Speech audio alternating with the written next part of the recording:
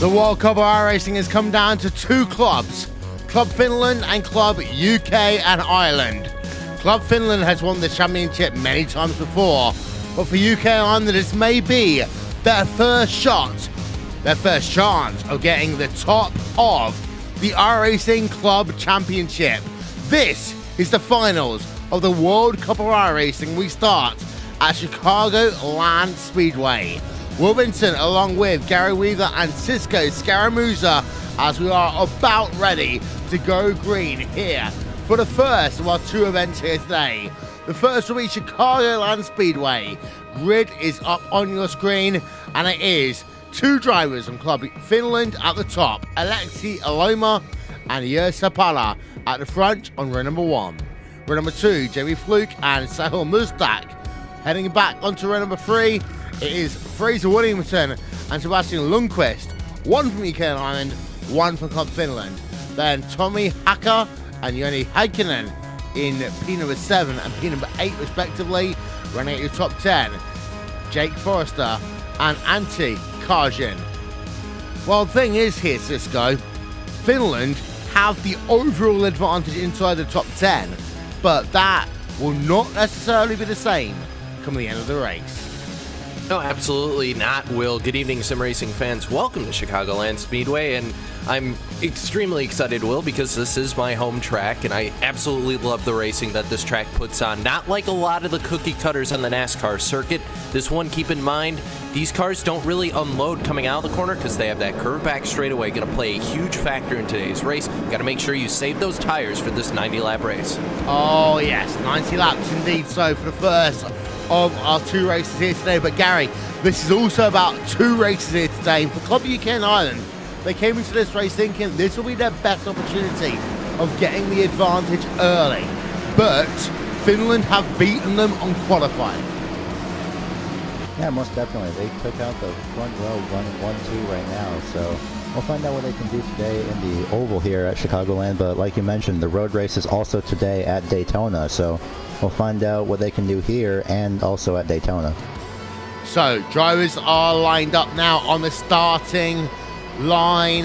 They're one lap of pace car movement, and then we'll go green for 90 laps here in the finals of the World Cup of iRacing. It's Finland versus Club UK and Ireland. You're in for a great evening's worth of racing.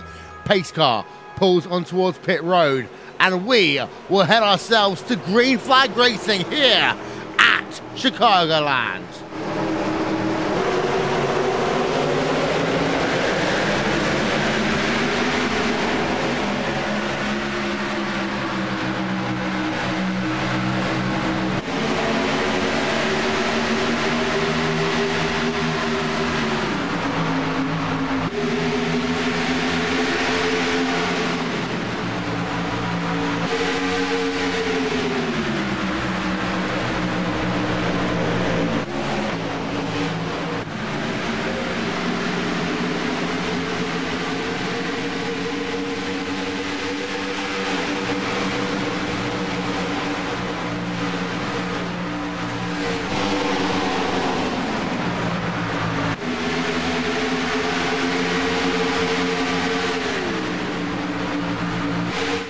Lap number 1 is in the book, Cisco. Everyone is clean so far. You know what?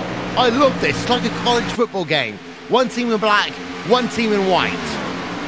Yeah, and right now the first battle inside the top 5 is going to be Lindqvist going up against side-by-side with the number 18 machine of Sahil Mustak. Mustak looking to the inside this time, back into turns 1 and 2. But the car up on the outside looks to have a little bit more of a load as they come out of the corner, and then right behind him, Heikkinen sits there looking to see where he can get a spot in that 101 car. Yeah, we'll go on board actually with that driver on the pitch right now as he heads himself through turns through turns on 3 and 4 even, towards the start-finish line. Number 18 machine just ahead of him, Sahil Mustak there as they come towards the stripe. Lap number 4 of 90. Is what they're going to be working themselves on right now. But Aleksi Aloma has got the early advantage for Club Finland, 1 second ahead of his own teammate there, Gary. I am most definitely already showing off how dominant Aleksi can be right now. So We'll find out. Over the course of this race, you'll see the track is definitely going to be rubbering in, so we'll see what line is going to be the best advantage and see if anybody in pretty much second place on back can catch up to Alexia Loma. Side-by-side racing going on. P number 3 right now on the outside. Sebastian Lundqvist on the inside. Sahil Mustak, number 49 machine then. Jamie Fluke actually going to work himself around the outside. Cannot do so. The thing is here, Cisco, you want to try and work the outside line early, because if you get that outside line rubbered in, it will help you at like number 80 of this event. But for the time being, it's a case of wait your turn and be patient, as right now Fluke is being passed by Sebastian Lundqvist. Yeah, and you see those two battling on. You saw the 88 drop to the apron. That's fair game here, and that's a very quick way to get yourself through the tri-oval here, Will. So you're going to be seeing a lot of these guys, if they're running that inside line, they're going to drop out of turn 4, they'll apex up to the wall, and then cut straight across the apron, like what you're seeing out of the 101 right now of Heikkinen. Heikkinen goes down there, gets as close to the grass as he can. Ideally, you want to apex back up to the wall. He does not there and loses that position to Lindquist there. So those two going to settle their battle. Meanwhile, behind, battle between Fraser Williamson and Karkinen there in the 19. Yeah, Williamson lost himself a couple of places so far in this event today in that number 19 machine for Club UK and Ireland. And while he's currently P number 8 in the number 19 machine of Antti Kojland, looking down to the inside of him as they come past the start-finish line. And again, Cisco, the start of this motor race is about getting dominant, and the finish scene have got that early dominance over Club UK and Ireland. But it's only by a few points. Actually, the battle really to keep an eye on those so precious top 10 points is going on between the 44 and the 19. That's for 9th and 10th, the last kind of group of those first top 10 points, because otherwise it's 2 Finland drivers, 2 UK drivers, Finland, UK, Finland, 2 UK drivers, and then another Finnish driver in top 10. Then you have a bunch of them there, 3 more, 4 more, as Edupalta is able to get past Ward in the 76 as well. So points a factor today here, Will. Of course, it starts at 40. You get 40 points for win this thing, and then 1 point back for every position behind that. Biggest point total wins this thing. Yeah, and the top 15 drivers are classified in terms of the teams. Look at the mid-pack right now. They're 3 wide, heading themselves down past the start-finish line. That number 10 of 90. Going to be score complete this time by, and again, no caution flags early on here at Chicagoland. That is the type of racing we were hoping to see. We've been green from the get-go, on board with the driver right now of Sebastian Lundqvist for Club Finland on the exit of turn number 4, battling with the driver of Christian Canada. And this is what we're talking about, working themselves down to the apron. Drivers will do that here today because it is the quicker way around the racetrack. In NASCAR, that is fair game. In IndyCar, you can't do so, but in NASCAR, it's all okay. Down towards turn number 3 they come again, and Finland, for the time being, have the upper hand here, Gary. And they have the entire top 3 in control right now. So there is a battle for second between Mustak and the 18 right there, and the Sepidali and the 123. Heading down to turn number 1, it looks like it's going to be Mustak with the advantage, but right behind them, rounding out the top 5, the 78 of Christian Challoner in 5th, and Jamie Fluke in that number 49 in 4th. And the thing worth noting as well, in terms of the team competition here today, the last thing you want to do here, Cisco, is put one of your own teammates out of this event. So you have got to be careful. You have got to remember, even though this is a race, you've got to be in a position that you do not want to put a teammate out of this event. Yeah, and we've seen it happen before here, Will. Teammates, you can get caught up in the battle of this thing and now, not think, oh, hey, I'm racing a teammate. That next thing you know, a couple cars get caught up. So you do not want to be doing that. You see the teammates leaving each other plenty of room. For instance, the 78, plenty of room to Jamie Fluke. Christian Challoner, the driver out of the NASCAR Peak Antifreeze Series, working his way up through this field, plus 7 positions. That's experience right there, Will. And Challoner trying to lead the fight here. Mustak, right now, your highest UK and I driver, but Challoner trying to make it happen. Yeah, riding on board right now with the driver of Sahil Mustak in that second position right now. The gap between himself and your race leader is 1.3 seconds. Alexia Loma is leading the way at the front right now. Mustak is in that second position. Third place is the driver of Jere Sapala for Club Finland. So it is P number 1, P number 3 for Club Finland, number 2 for the time being for Club UK and Ireland, with P number 4 also occupied by Club UK and Ireland as well as P number 5. In terms of the points right now, I'm doing this off the top of my head right now, but it'll be very close here, Cisco, if this race is finished the way it is. But overall, Finland has a slight advantage because they've got more drivers inside the top 10 than Club UK and Ireland. Yeah, for the moment, but position starting to switch up. Battle for third going on. Sepala up on the top side. Challenger down to the inside. The Furniture Row-esque number 78 looks to the inside. Easiest pass he's going to make all day. He'll clear him coming out of 2 by at least a car length and a half. And Challenger is by far your biggest mover, moving his way up through the field. Also keep note, Andrew Ward as well doing a very excellent job. Us up 5. He started 16th. He's running 11th right now. But Challenger leading that charge. All he has to do is get past his teammate, and he'll be the highest UK and Ireland driver in this field at the moment. Yeah, indeed. So up into 3rd place then for Christian Challenger. He's got himself Sahel Mustak just ahead of him. He is his own compatriot for the time being. So it's Finland, P number 1, P number 4. Got the UK and Ireland, P number 2, P number 3. As we're on to lap number 17 of 90 here in this event here today. Here are your movers inside your top 10. You note the fact that you've got 2 places up for Sahel Mustak. You've got 8 places up for Challenger. So actually, UK and Ireland are overall on the move here today, Gary. Oh, yeah, most definitely. Although I'm looking at the lap times here being set. Last time around, Alexei had a 30.085, a 30.048 for Mustak, and then Challenger has a 29.9 flat. So coming across the line right now as Challenger makes a move actually for 2nd place. He's going to head to the inside, and he looks like he'll clear him. Now it looks like Challenger will be the highest UK&I driver as he's going to run down Alexei Almosa. Oh, we almost got trouble. We are going to have trouble. We just had a car just work themselves right up the racetrack there, down through turn number 1, 2, and that backs up everyone, Cisco. I don't quite remember who that was. I think it might have been number 76 machine, but that has bunched this entire field right up. Yeah, there's this big, massive battle pack going on right now. You see the 76, the 44 Forester, and then you see Ward, Edubalta, as well as the 37 of Savalainen. They're all together right now. This huge battle pack consists of about 7-8 cars or so, and it's just going to keep adding on. You see the 76 up on that top side doing a little bit of blocking right there. The 37 will have to look to the inside this time if there's room. But yeah, no, he comes up right to the back bumper there, so letting the 76 know, hello, I'm here, and he's going to try and make something happen as they come out of 4. Nothing going to happen, though. Single file, though, but very bunched up, as you said, Will. Was that the 101 machine I saw there? Yes, it was. Yeah. You have Yoni Heikkinen. He basically pushed way up the racetrack there, Gary, and it caused that entire bunch up.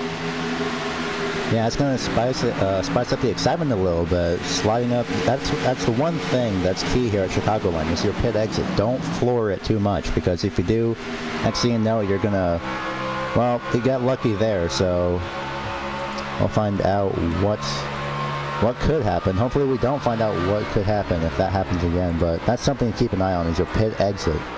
As looks like Challenger, sorry to cut you off there, Challenger's actually running down Almosa, 30.3 last time around for Almosa, and a 30.1 for Challenger. Yeah, as we're on board right now, Sebastian Lundqvist, 170 miles an hour entering turn number 3. You can see the graphic there on your screen. Picks up the pace towards the start-finish line. He's just behind Tommy Hacker right now in the battle for P number 6. But we've got ourselves then 23 laps for this race score complete. Anthony Ward, and this is where that big battle between Club UK and Ireland and Club Finland is. Down in your mid-pack.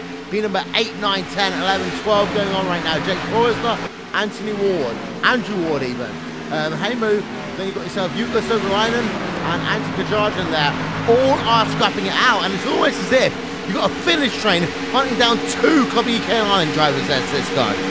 And they're at the head of the train right now, and the 76 of Andrew Ward has just been looking in his mirror this entire time, and the Finnish drivers are almost having to battle for themselves on who's going to be the first car behind the 76. They can't seem to get to the inside of them, so right now everybody's stuck behind that car. But something to note here, Will, it will come on later on. These tires starting to fall away further and further. It's going to make it harder to battle side by side. maybe some strategy might have to come into play for these guys, but as Gary alluded to earlier, also keep in note that battle is starting to close for that lead. It's down to about 9/10 or so. No, about a second now. So Aloma was able to open it up a little bit, but continuing on is this battle. What, Aloma's actually classified now in second position because Kamala has got himself to the race lead there, Gary. Yeah. Any updates, Gary? Well, might as well, since the lap time is coming up right now. So they just crossed the line, 30.3 from Challenger and a 30.8 from Almoa. He just raced him down and passed him, Will. That was amazing. If we get a chance to look back at it, Challenger just absolutely caught Aloma and just blew by him like he was standing still. He was indeed. There's a replay then of that in towards turn number 3 and 4.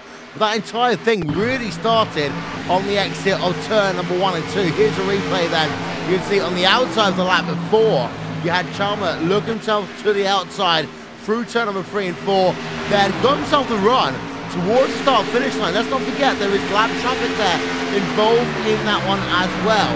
And Alexi Aloma has lost that race lead then. Club UK and Ireland then, P number 1. Alexi Aloma for Club Finland in P number 2. The gap is 7 tenths of a second. The high line will be important, and I do see the fact that Club Finland are deliberately working in that high line, Gary. Most definitely, but also, well, I was going to say, also working in that high line was Jamie Fluke, but he just went straight by number 91 of Haka on the outside. He's actually using that outside lane, that high lane, actually, so looks like Jamie found this little safe spot, but looks like this battle for 5th is going to start to heat up. There's Marco Penton and currently P number 12 for Club Finland here today. It is literally 2 clubs with one opportunity to become world champions here. The World Cup champions of iRacing. This is championship weekend. We've of course seen already Martin Kroenke winning the iRacing World Championship Grand Prix Series. Tomorrow we'll see the person who punches their ticket into McLaren's world's fastest gamer, but today it's all about the battle between Club Finland and Club UK and Ireland, and it's a battle that's been going on for many, many years. 2010, Club UK and Ireland didn't actually make it into the finals. It was potentially, they would say, their best opportunity to win the World Cup. Finland have won it multiple times, and today Club UK and Ireland are looking to get their first victory. We have got ourselves a couple of people on pit road. They are Andy Oakley and Jonas Unsenburka. So one driver there for Club UK and Ireland, one driver for Club Finland. They're just joined by Fraser Williamson. So, in terms of drivers out on this event, 2 for UK and Ireland, 1 for Club Finland there, Cisco.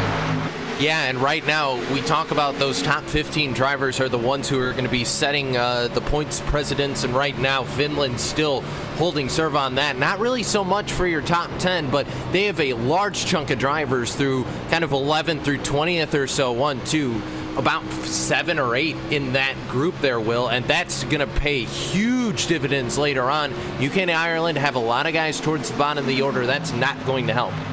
Yeah, as they go 3 wide, then almost down and towards turn number 3 and 4. 44 machine, Club UK and Ireland down to the inside. Rexake Forrester, he's a long time oval racer for Club UK and Ireland down on the inside of Heimu, as well as the number 88 machine of Sebastian Lundqvist. Who's going to win this battle? It's going to be a drag race down towards turn number 1, and Jake Forrester has to fall behind Sebastian Lundqvist, and on the outside, Hamo in that number 10 machine continues to pile the pressure on, Gary. Yeah, as you can see, the the Finland drivers are also using the outside line. So we had not Jake Forrester. That's my mistake. We've had, I believe it was the 46 that used that high line earlier, and now, wow, never mind, because Jake Forrester just made that inside line work by about, just clears Sebastian Lundqvist, so now he's going to protect as much as he can. This is about for, I believe, was 7th place, my mistake. Looks like Jake Forrester is pulling away right at the moment, so we'll see if anything else can come out of that. Forrester doing a good job there, moving himself up into P number 7. That will be important in terms of the fact that the top 15 drivers in each of the teams will score points. So every point really matters here today. Right now, it is Finland from UK and Ireland, from Finland from UK and Ireland, from Finland from UK and Ireland. Alexia Loma is in second place right now. Christian Calendar is still leading the motor race right now. So it's very even right now, Cisco, because Christian has got himself a 3.1 second advantage over Alexia Loma. That is great, but he's only one of 15 drivers scoring points here today.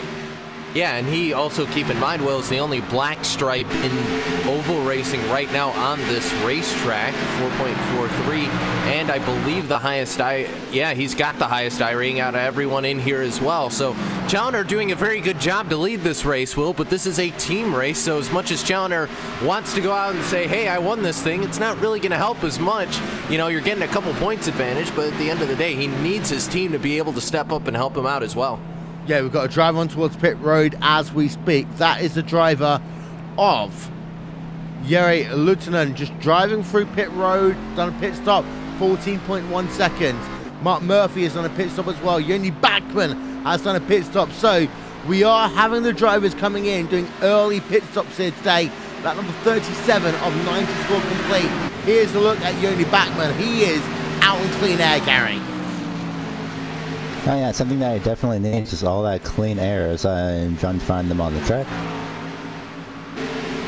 Unfortunately, I cannot, but Challenger's actually caught with lap traffic, but he's negotiating it pretty well, so unless something major happens, and he has to hope that it doesn't, looks like he could just walk away, like you said, with the win, but you know, pretty much every single point matters, so if any other UK and I drivers can make their way up past these Finland drivers, then that'd be amazing. The thing is to note there, that was UK and Ireland traffic that Christian was going through in that number 78 Club UK and Ireland machine. We turn our attention forward and you'll start to note there's a clean truck ahead of him and more Club UK and Ireland drivers. That's okay really, Cisco, because you expect your teammates to help yourselves out. Some people are coming towards pit road early. A lot of drivers coming towards pit road early. Mark Redford's on pit road right now. He is one of those Club UK and Ireland drivers. Andrew Ward in Cornish, Mark Murphy from Club UK and Ireland is going towards pit road. In a Batman, Yuko Liska, Jari Lukkinen is going to pit road for Club Finland. Yeah, those guys coming down, playing the strategy card here. Meanwhile, for those wondering what happened to Jonas Buhaka, incident at the take of the green flag going through turn number 1. He got some massive engine damage, had to take a backup car out in that car, so that's why he is all the way at the bottom of the order for those interested. But the battle continues, and the strategy card's being played here fairly early, Will, but we're almost to halfway, so I guess it's really not that early because these guys trying to split this up, maybe go a little bit earlier so they have those fresh tires sooner, maybe try and track down the leader. Yeah, Mark Bradford's coming towards pit road again. That car, he drove it out of pit road and drove it right back in. Sebastian Lundqvist, by the way, is on pit road as we speak, so attention will turn to him for the time being.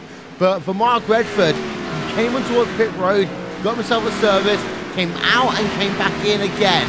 So some issues then for that Club UK and Ireland driver, Sebastian Lundqvist, coming out of pit road for Club Finland. We are on lap number 41 now of 90. Pit stop time there, 13.7 seconds for Sebastian Lundqvist, one of the top drivers for Club Finland in the over race here today there in Cisco. Yeah, absolutely, and once again, you gotta make sure that if you're pitting this early, Will, those tires you're gonna have for this second run, they're gonna be a little bit more scuffed up than the tires you had for the first run, so you can save them a little bit more, assuming you're not gonna be in traffic. So that's the strategy called by the guys coming in. Now, if you're waiting a little bit later, your tires gonna be better for the end of this thing. You might be able to track someone down, but you lose that time kind of in the midpoint of the race. So that's kind of the strategy calls for both those guys. Well, Sebastian Lundqvist, he actually had two drivers around him on track that he had to pass. And that's the thing, Gary. You want to make the early passes. You've got two drivers ahead of you, knowing you've got fresher tyres, make the pass, get yourself into that clean air, and then start preserving your tyres. Most definitely. Once you have fresh tires, you just have to use them as much as you can, to an extent at least, maybe for about one lap, just to get by people that you have to get by, just to, you know, put yourself into a better position for later in the race if anything were to happen. So Of course, that's the thing here, is we're slowly approaching halfway. It looks like your lead cars have not yet pit, so they might be trying to split this in half, because this halfway point is lap 45, so we're approaching that here in just a few moments' time. It is worth noting that Zehel Mustak is up to P number 2, so it's now P number 1, P number 2 for Club UK and Ireland. Alexi Aloma for Club Finland is the highest rated Finnish driver. He is in 3rd place. Aloma started to struggle then in terms of that Club UK and Ireland machine, as we have a look on board with Alexi Aloma. And we go yellow for the first time here today. That's Cisco. And that's really going to hurt the guys who were hoping that this race would go green and something would be able to happen. It looks like problems going through the trioval, and it looks like Jamie Fluke, and it looks like a little bit of team contact. Fluke was getting a little bit of a touch from the 76 of, not sure who that was, but either way, gets turned around, comes back up on the racetrack, and nearly hits another car, and that's what will be the cause of that caution. That was Andrew Ward who made contact with Jamie Fluke there, Will. Replay coming up for you then. Let's have a look. This is entering the trioval in a moment's time. This is the driver of Jamie Fluke that we're going to be having a look at in just 1 moment's time. He says he hopes.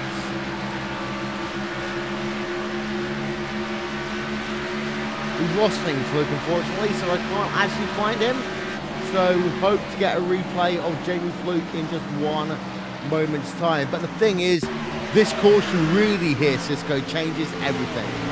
Yeah, it does. It basically, for those guys who had yet to come in, this is going to make it a whole lot easier, because they're going to be able to come down during the caution period and be able to take those tires without losing a whole lot of time. Meanwhile, if you got caught a lap down, well, it's going to be a long night for you. So everybody coming down pit road who hasn't, Christian Challoner leading them down into his pit box. The rest of the cars, you can see all sorts of Fords, Camrys, and Chevrolets all coming down at the same time.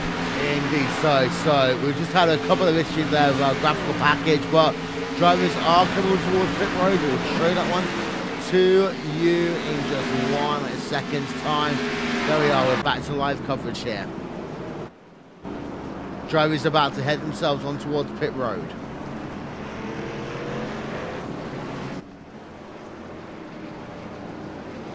We are working ourselves right now on lap number 47 of 90, and we are under yellow. We've got drivers on pit road, drivers looking to get themselves a lap back. Cisco, talk us through it. Yeah, so basically with all this pit strategy coming, Challoner is going to come out second. And it's going to be a long day for a lot of guys who are going to have to take the wave around. A bunch of cars got trapped a lap down. They're not going to come down pit road. Well, a couple of them actually will. The 013 going to lead actually a fair amount of these cars back down pit road. So that tells me maybe coming down to take some more tires or something like that. But either way, you see this line of a lot of cars behind that pace car. That's not your leader. Your leader is that 21 of Christian Lindroth, the Finnish driver, who's up 31 places, by the way. So this caution worked out perfectly for them. But for everybody else in front of the 21. Yeah, no pit stop yet for the 21. They'll have to come down. But everybody behind Challoner then as well has pitted. Everybody in front of those two haven't. So they're all going to have to take the wave around at this point, Will. And they're going to be stuck at the tail end of the field here. That is not a whole lot of fun. 30-second race break even. We'll be back in just 1 moment's time.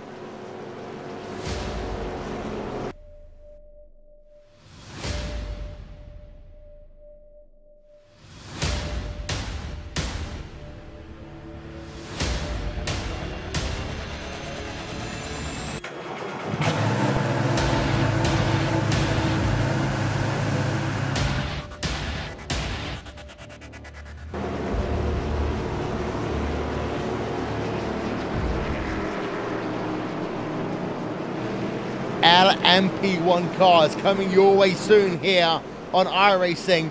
The number 21 machine, Cisco, is going to be a bit of a worry for everyone with fresh tyres behind him.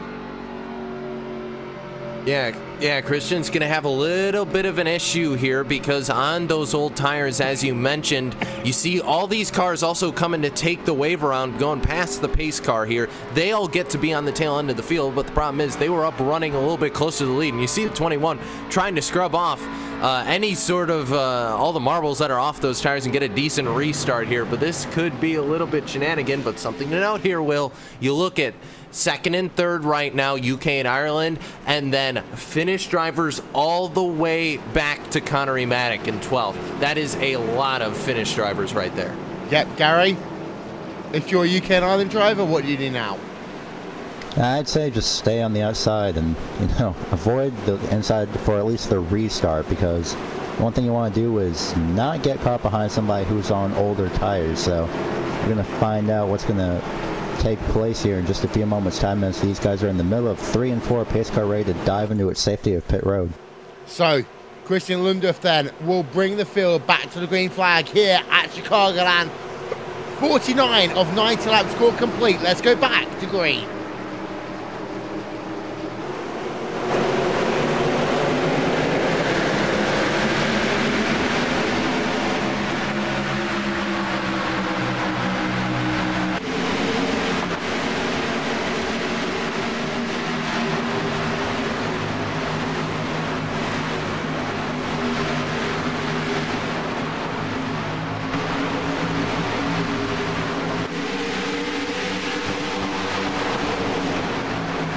Yellow.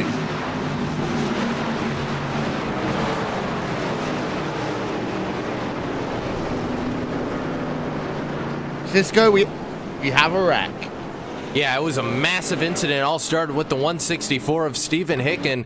And actually, no, it started a little bit before then, but what actually brought out the yellow was that incident, the 164 and the 58 made a little bit of contact coming out of turn number 2. There are a couple cars already down on the apron, and I'm not sure what all was happening. Oh, that was Jake Forrester, who's trying to clear the car in front of him, his teammate. The 164 got a little bit high on track and I think checked up for the incident in front of him, and Forrester just clipped him. Meanwhile, that incident that we saw, Michael Jones and Jonathan Rex also, they kind of came out of turn 2, made a little bit of contact, went to the apron. Everyone tried to avoid it, and unfortunately the clip, the little bit of body contact, and that's all it took to check everybody up, and you saw that massive incident afterwards. Worth noting as well, we have the number 21 machine fell 7 places at that restart there, Jake.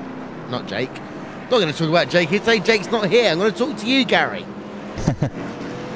Yeah, Jake's not here.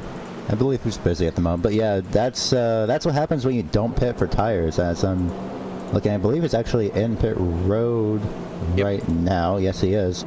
So now Christian's taking tires, which is a good move. So maybe this is part of a strategy. Is they almost made contact on pit road. That was close contact. As you can also see, the 44 of Jake Forster in pit road looks like he's going to get some damage repaired, maybe some tires. We'll find out.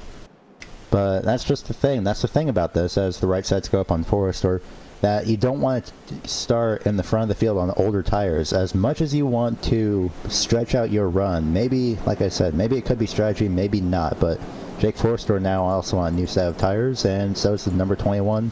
But unfortunately, 21 is sent back pretty much all the way to about 30th position. Yeah, we'll be back in a moment here on RaceSpot TV.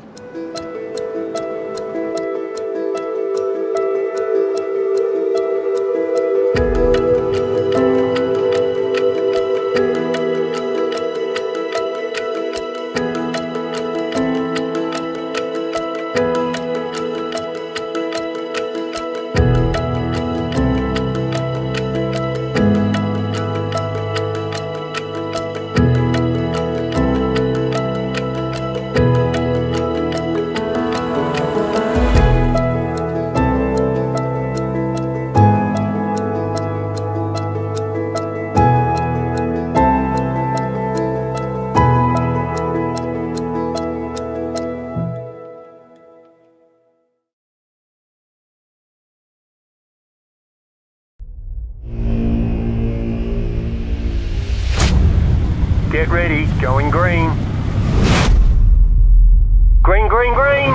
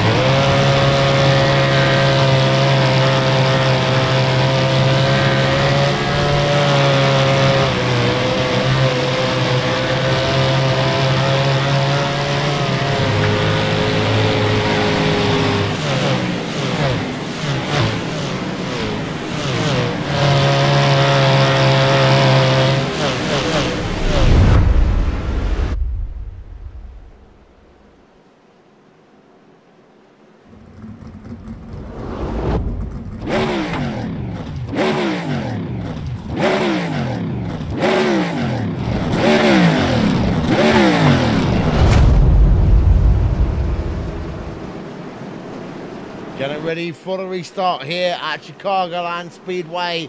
Here are your top 8 as it stands. Christian Calendar leads the way. You've got 1 and 2 for Club UK and Ireland, but then a load of Club Finnish drivers right behind, ready to strike as we head ourselves to the green flag. Live timing and scoring, ladies and gentlemen, is available on racewatch.tv/timing. Just visit that one now. Be up to date with the race all day long. Green flag back in the air, and it's Club UK and Ireland being number 1, being number 2, but they timed that one to perfection, I would say, Gary, because even though Finland looked to the inside for P number 2, they could not get it. No, they both timed that perfectly. That's one of the advantages of starting on that front row. So I believe something similar happened on the initial start of the race. So I have a bunch of Finland drivers here in the back, and look at this pack of cars. Unfortunately, we have, looks like 2 or 3 UK and I drivers stuck in the middle of that. But it is Finland who have got the majority of your top 10 right now, and that's the thing here, Cisco. Doesn't matter who wins this motor race, it's about who gets the most points overall, and right now, Finland are beating UK and Ireland. Yeah, Finland doing an excellent job right now in terms of the point standings. They have secured 3rd through 9th, as well as 11th through 14th. So a lot of guys right there. A little bit of a change, though. Connery Maddock working his way up through this field right now, side by side with the 38, as they're going to go 2 by 2 into turn number 1. Once again, Rysanen down on the inside trying to make it happen. Maddock trying to make that outside line work. They'll get a little bit close coming off turn 2, but Maddock going to hold him off at least for the moment. And now Toika up on the top side. Teemu Toika and the number 46 going to try and make it happen up there as well. And that's your first side-by-side battle in this entire field. Everybody else single file, as Maddock going to clear the traffic there. He'll go single file. Yep, so there is the driver, Teemu Toika, number 46, Club Finland machine. He's got himself the kind of noise bars of Club UK and Ireland just ahead of him. But overall, Finland still lead the way in terms of this motor race and the championship. They have got themselves P3, 4, 5, 6, 7 and 8 scored in this event right now. And you've got yourself Connery Maddock again trying to be on the move, but you've got yourself the driver of Petri in that number 36 machine. Petri looking down to the inside. Will he get the position? I think actually, yeah, Connery Maddock has lost that spot now and is being boxed in as well. That's a bit like an LAPD kind of SWAT team move going on right now, Gary, into turn number 3. Absolutely insane, but absolutely insane action here going on. As Connery Maddock had a good run, but now it's just completely boxed in, like you said, boxed in around all these Finland drivers. So we'll see if he can get any kind of advantage, because the next UK, no, yeah, never mind, caution out on the track. Yeah. Oh, it's coming out of turn 2, actually. I believe that's the second incident. Yes, we've got 2 drivers at least involved in that. That is Jake Forrester might be involved in that one. That is going to be huge for Club UK and Ireland, because he is one of their biggest drivers, and it looks as though he is classified as out of this event for the time being. Jake Forrester is classified right now as being well down the field. Let's get a replay then of Forrester and figure out what happened to him, Cisco. Yeah, he just got the nose chopped off going into turn number 1. Sebastian Lindquist right behind him had nowhere to go. That actually really started in Cornish. Candy came through the tri-oval, went up to try and apex the corner, was kind of holding up both lines, went up right in front of the 44. 44 got out of the gas, and that's all it took. Lindquist had no idea what was going on in front of him. Forster comes down the track, gets into the 76, and that's going to be game over for the 44. Smoke pouring from that car, as well as the 76, Anthony Ward, or Andrew Anthony Ward, rather. He's going to be able to continue this event, Will, but it looks like, for all intents and purposes, you see Forrester pacing down as we cut back to the live feed here. He's pacing around with plenty of smoke billowing from that Chevrolet. Yeah, let's have a look on board, actually. Who's the driver of Jake Forrester? On board of him now as this an end.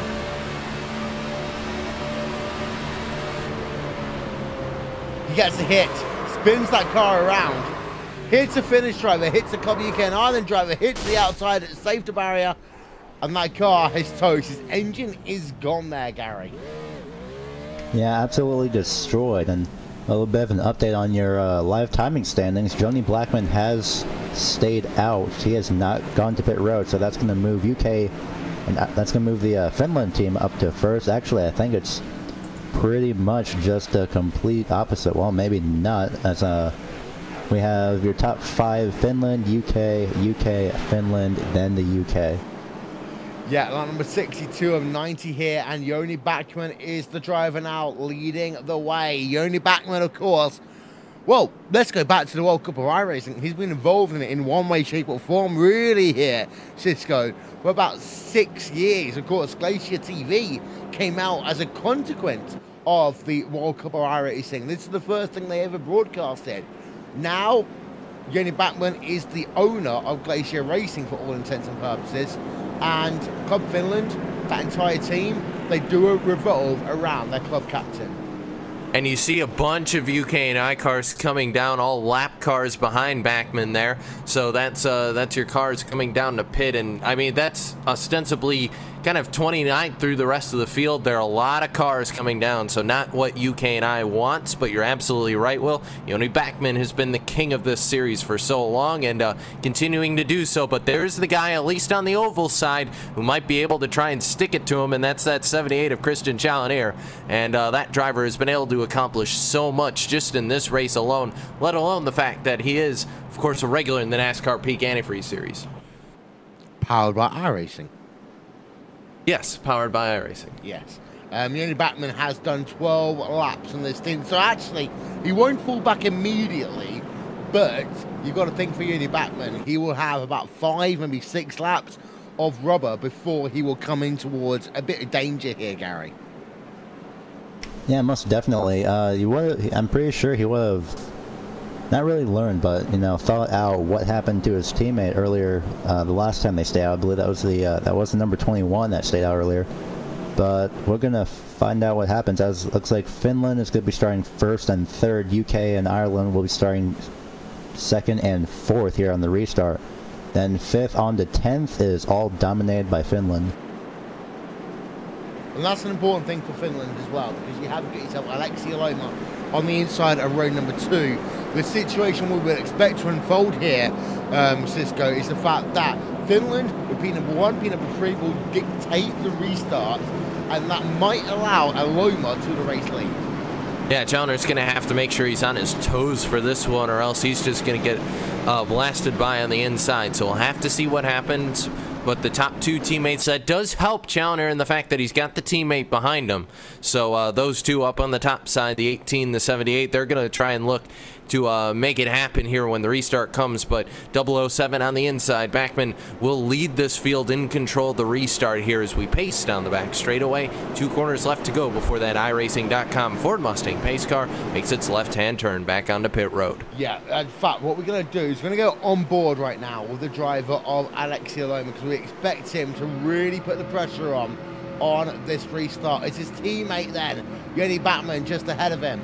But for Alexi Aloma, this is his chance to go to the race lead and help Finland get race number 1 of 2 in the victory bank. Pace car then, down towards pit road. They do time it. Green flag up in the air, and Finland dictate the restart. It's not only going to be 1 and 2, but 1, 2, 3 there for Club Finland, because UK and Ireland will fall back there, Cisco. Yeah, they absolutely had nothing going here coming through 1 and 2. Now, though, they'll get the cutback, though. Challoner going to shoot it 3 wide inside. 007 outside 65, and Challoner will blast past both of them. And now the only car standing in his way in that lead is the number 3 of Alexi Aloma. Yes, indeed so. But, of course, both of them have fresh tyres after making their pit stop. So the driver of Joni Bachmann already down towards P number 6. We expected that one to be the case, but it did help Club Finland there, Gary, keep the race lead for the time being. Oh yeah, most definitely. A completely amazing restart. The outside line just didn't get going in time, but now Challoner is starting to come right back to the back bumper of that number 3 of Alexi Aloma. So just like a lot earlier in the race, but maybe Aloma might try to put up a fight as they head down into turn number 1. P number 3 is also Moostek from UK&I, but unfortunately 4th place to 11th as of right now is all Finland. Yeah, and that's the thing that'll be important, because Finland have got more drivers inside the top 15. They will walk away from the oval race with more points, and that's the thing we always said here, Cisco. If Finland lead the way after the oval event, then we think that Finland will win the overall World Cup of iRacing. Yeah, and, well, Finland looks like to be in control of the event. Challenger isn't going to let that stop him from going after the lead. Challenger right up to the back bumper of the number 3. Looks to the inside this time. Christian Challenger, he'll dive it into turn number 3. Caution back out on your racetrack. Huge incident, Will. Worst timing ever for Challenger, because he was alongside. We get a yellow flag at the same time. Gary, what have you got? Yeah, unfortunate timing. Looks like the number 81 of Ian Cornish just came down. Actually, I believe he got loose coming out turn 2 and unfortunately sideswiped unfortunately caught the 79 of Tim Erickson. That's going to send the 79 all the way down off the racetrack into the grass, but unfortunately it looks like that was enough to cause a yellow. Yeah, on board then with Ian Cornish. Well, he was okay. The driver behind him caused the yellow flag. Ian Cornish was one of those drivers that instigated that. And again, UK and Ireland, ironically, cost themselves a moment there, because Challenger was about to make the pass there, Gary, and he wasn't able to do so. But now we've got an interesting sit. Oh, they're all dummying on towards pit road. This case of the Pied Piper on towards pit road, and no one's coming in inside your top 10. You guys outside your top 10 and thinking, you know what the heck? Yeah, and this is a case, Will, where strategy going to dictate. I think if you're Savalainen, your guys behind there who are in the opportunity where they're not up in that top 10, this is the opportunity. Come down, get tires. You'll have an advantage on the guys in front of you. I like this call. I like being out there on fresh tires, because we're going to get the restart with about 17, 16 laps to go. That's going to be plenty of time, Will, assuming you don't get caught up in too much traffic to be able to jump your way up through the order. But looks like Savalainen going to come back out about 19th. So really, he only lost about 3 positions, Will. So for Savalainen, that's huge. It is. It really is indeed. Johnny Heikenberg still leads the way in this motor race. He leads it over the driver of Yoni Rutt. Actually, it's not even Yoni Heikenberg leads. It's Alexia Loma who leads over Christian Challenger right now. Sahul Mustak in 3rd place, 4th place, Marco Penson, Zapata in P number 5. We'll be back in 30 seconds time.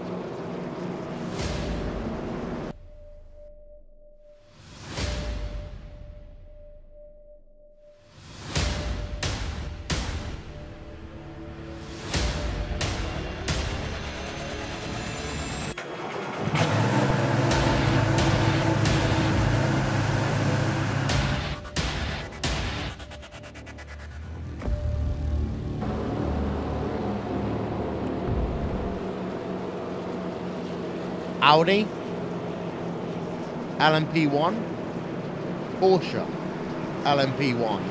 I mean, you can't get much better than that, really, Cisco, can you? No, that's going to be an awesome addition to the sim, and coming hashtag soon. That's going to be a lot of fun, Will. We're looking forward to that, and also looking forward to the whispers of what might be coming on the oval side as well. And I can't talk too much about that, but some exciting features also coming to the oval side of iRacing. That's going to be fun as well. Indeed so. Let's not forget, of course, that in terms of oval racing, the final round of the NASCAR Peak Attribute Series powered by iRacing is coming your way very, very soon. And Cisco, we've got a championship that needs deciding.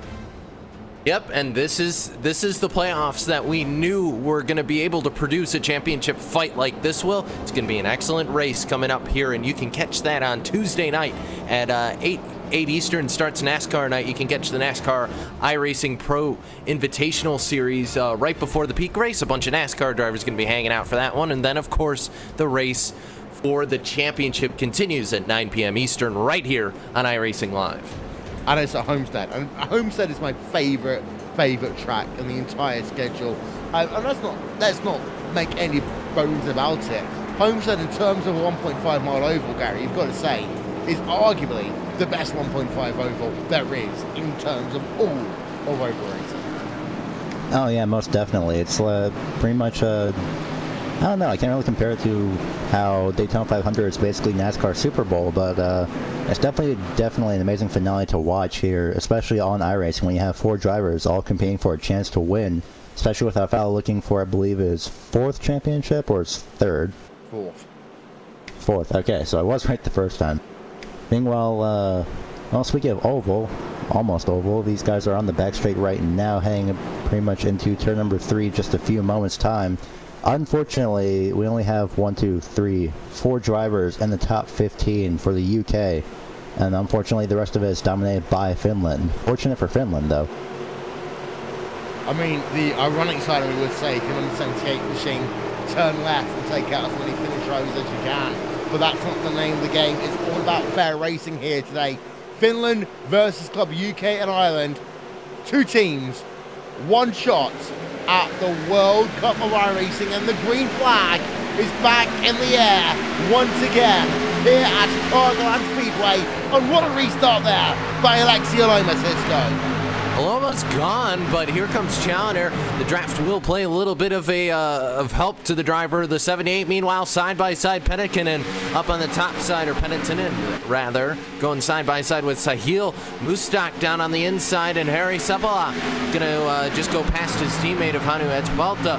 But the battle looks like Challenger's starting to close in a little bit on the leader. He's run out of time to do so. 17 laps at the line. Yeah, there's 2 Club UK and Ireland drivers towards the rear of this battle. One of them is Connery Manick. We got on board of him now. Currently scored in 13th place. His last pit stop was 14.3 seconds. That is 37.7 seconds on the lane overall. But the thing is, for these Club UK and Ireland drivers, they are literally up against a mountain of Club Finland drivers. And for Club Finland, again, we talk about the rights of team speak, we talk about the rights of how the drivers communicate with each other. They know what's going on behind them here, Gary. And unfortunately, a caution comes out once again.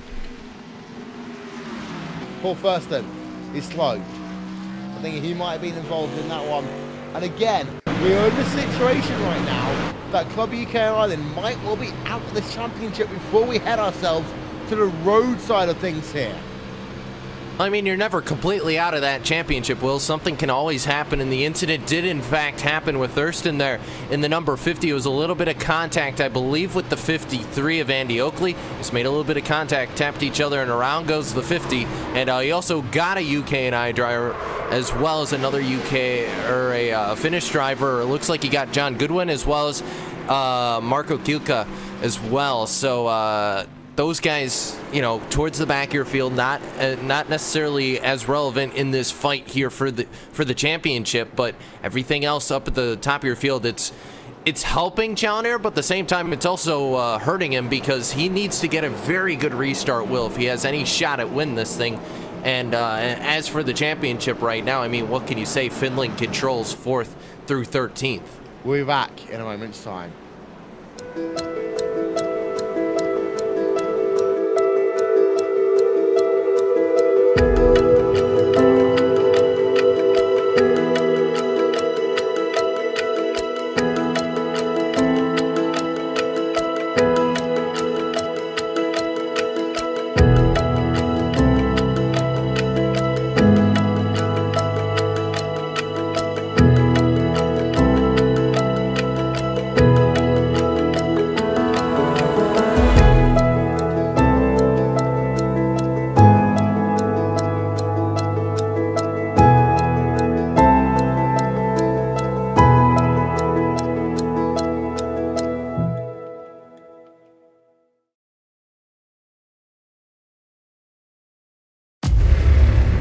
iRacing, you wanted the best, you got them for a breast. Often imitated, never duplicated. The greatest show on dirt, the World of Outlaws.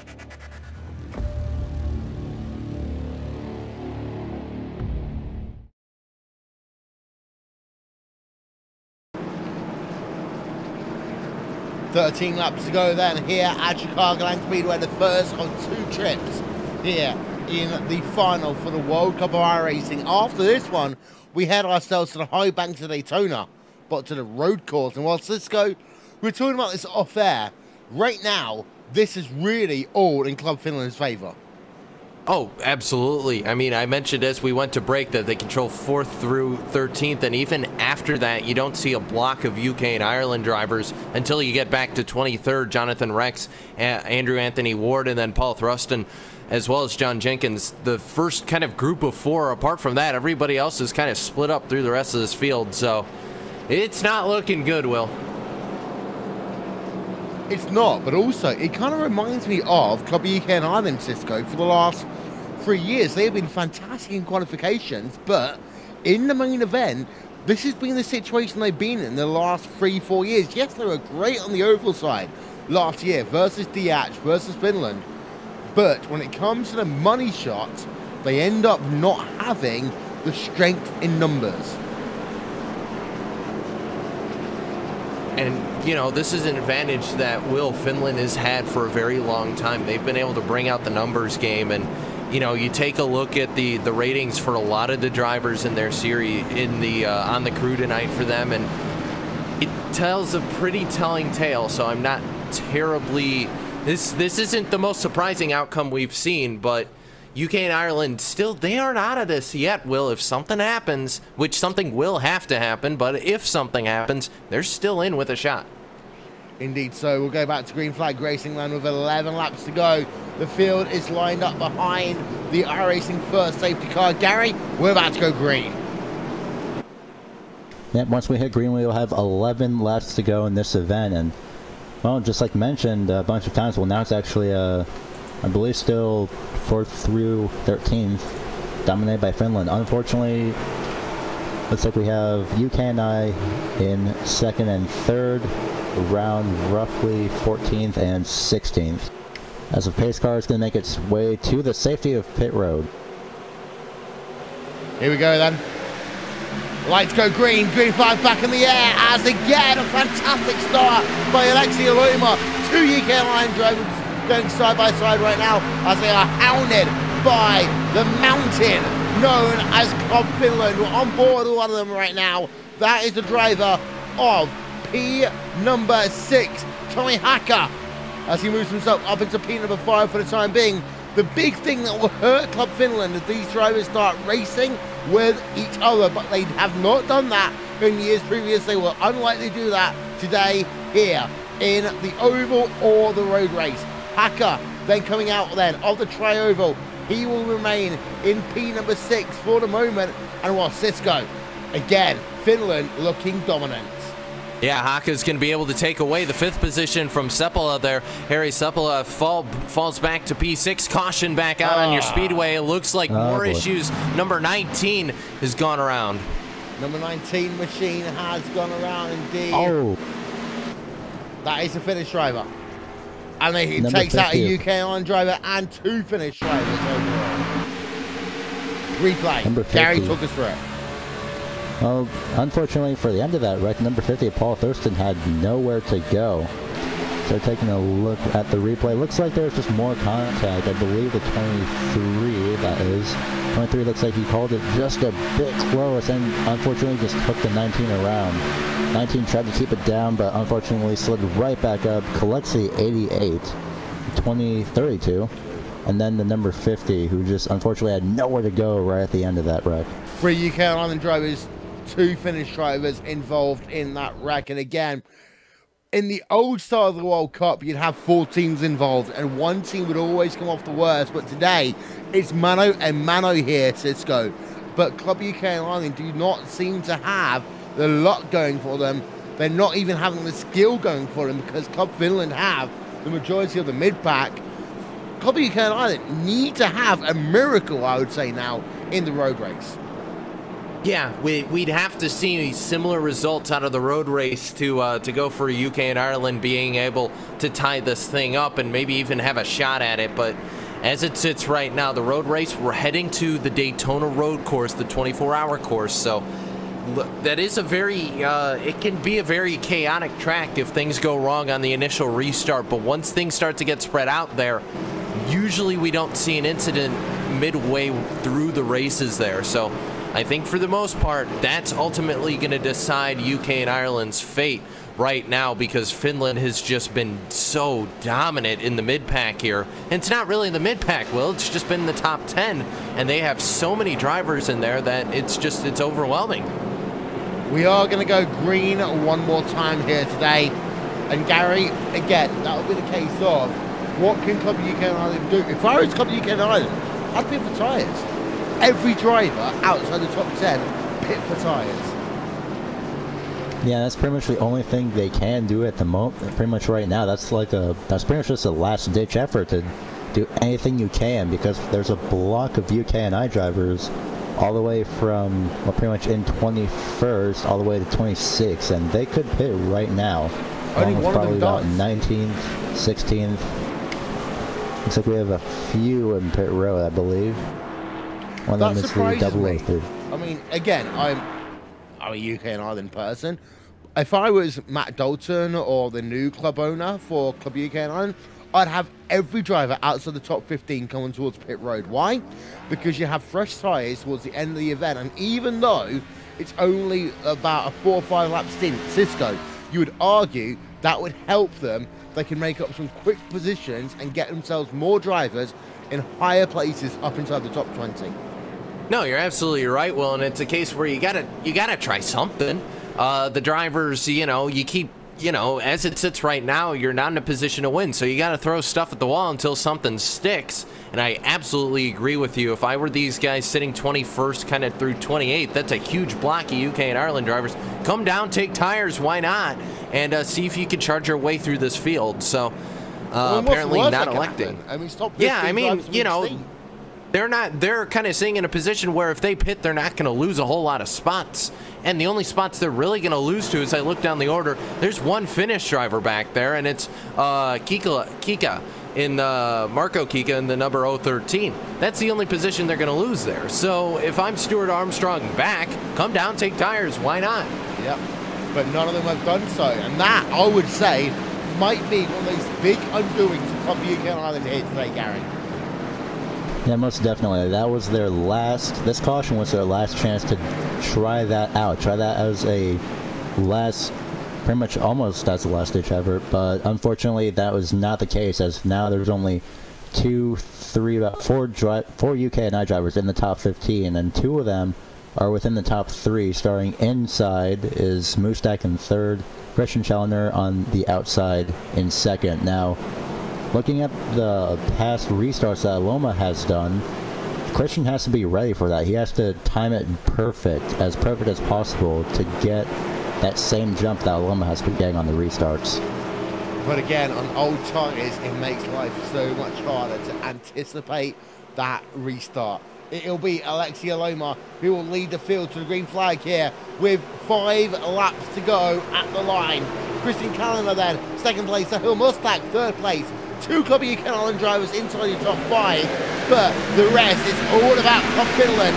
Green flag back in the air. Here we go. 5 more laps around Chicagoland Speedway. The next time we see yellow flag, it will be all game over. Aloma leads the way. 2 Club UK and Ireland drivers, Callan in 2nd, Mustak will remain in 3rd place, Hacker in 4th place. The one thing worth noting for UK and Ireland is that they did keep P2, P3, let's go. Yeah, they are doing an excellent job of defending that, Will, but off turn 4, here comes Haka. He's got a great run on the car right in front of him of Mustak, and Mustak looking to block a little bit. He moves down to defend that bottom side. Now Haka going to fire it in. No, he won't. He gets out of it, and Haka just didn't have the apex there, wasn't able to do anything, so Haka able to fall back a little bit in that battle, and those 2 drivers, meanwhile, for Challoner, I think at this point he wants to grab some honor and steal away this win from Aloma, and Aloma just has to hold on, running out of time as these guys. Yeah, as we go on board now with Jamie Fluke, he is scored down in the 12th position with now 3 laps remaining in this first of 2 races here today. The next one will be on the road course at Daytona. It'll be here live on Raceport TV and on iRacing Live. Fluke cannot get anything out of that one. In fact, he falls down into the 13th position. Garrick, this is what I mean. Club UK and Ireland lost their only chance to get back into this motor race. Yeah, that's pretty much it. There's a block of them, 19th to 22nd, but unfortunately it doesn't seem like it would be enough, as Aloma's last lap time was a 28.563 compared to Challener's 28.610. So coming to pretty much 1.5 laps to go. Now soon to be 1 lap to go. Looks like it's all Finland here on the oval side. Alexi Aloma will exit turn number 4 and will take the green flag here at Chicagoland Speedway. 1.5 miles left to go. That white flag is out then for Alexi Aloma. He has had the race lead for the majority of this motor race. Kana in second place in the number 78 machine. He's nowhere near close enough to make the move down towards turn number 3 as they exit turn number 4 right now off the banking. Here at Chicagoland, it will be Alexi Aloma and Finland who take home the victory in the first of our 2 World Cup finals here today. And Finland overall, they will definitely win out. There is the white versus the black of Club UK and Ireland. And well, Finland definitely won this oval event, Cisco.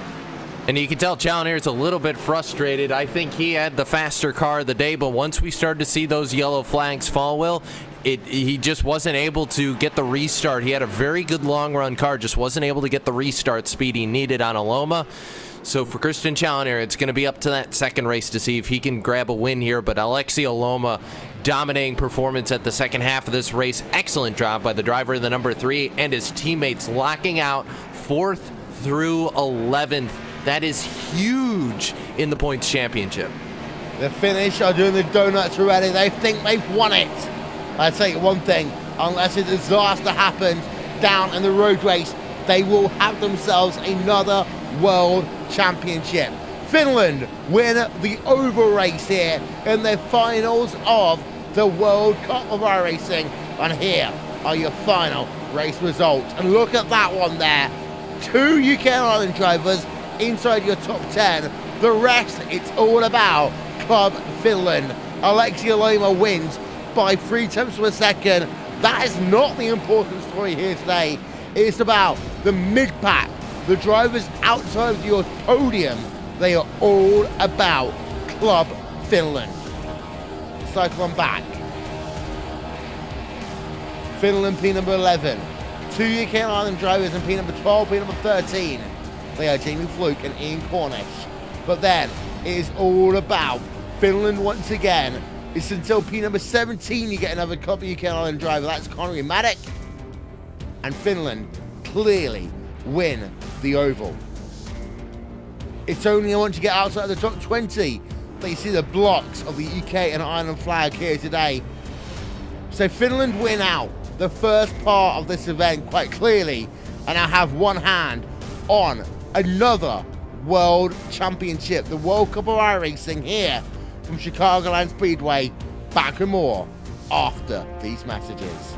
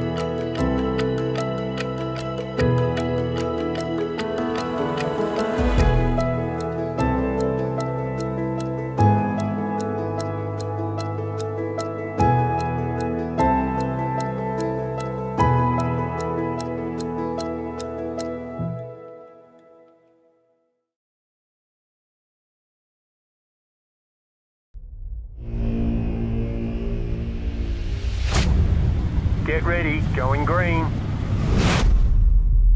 Green, green, green.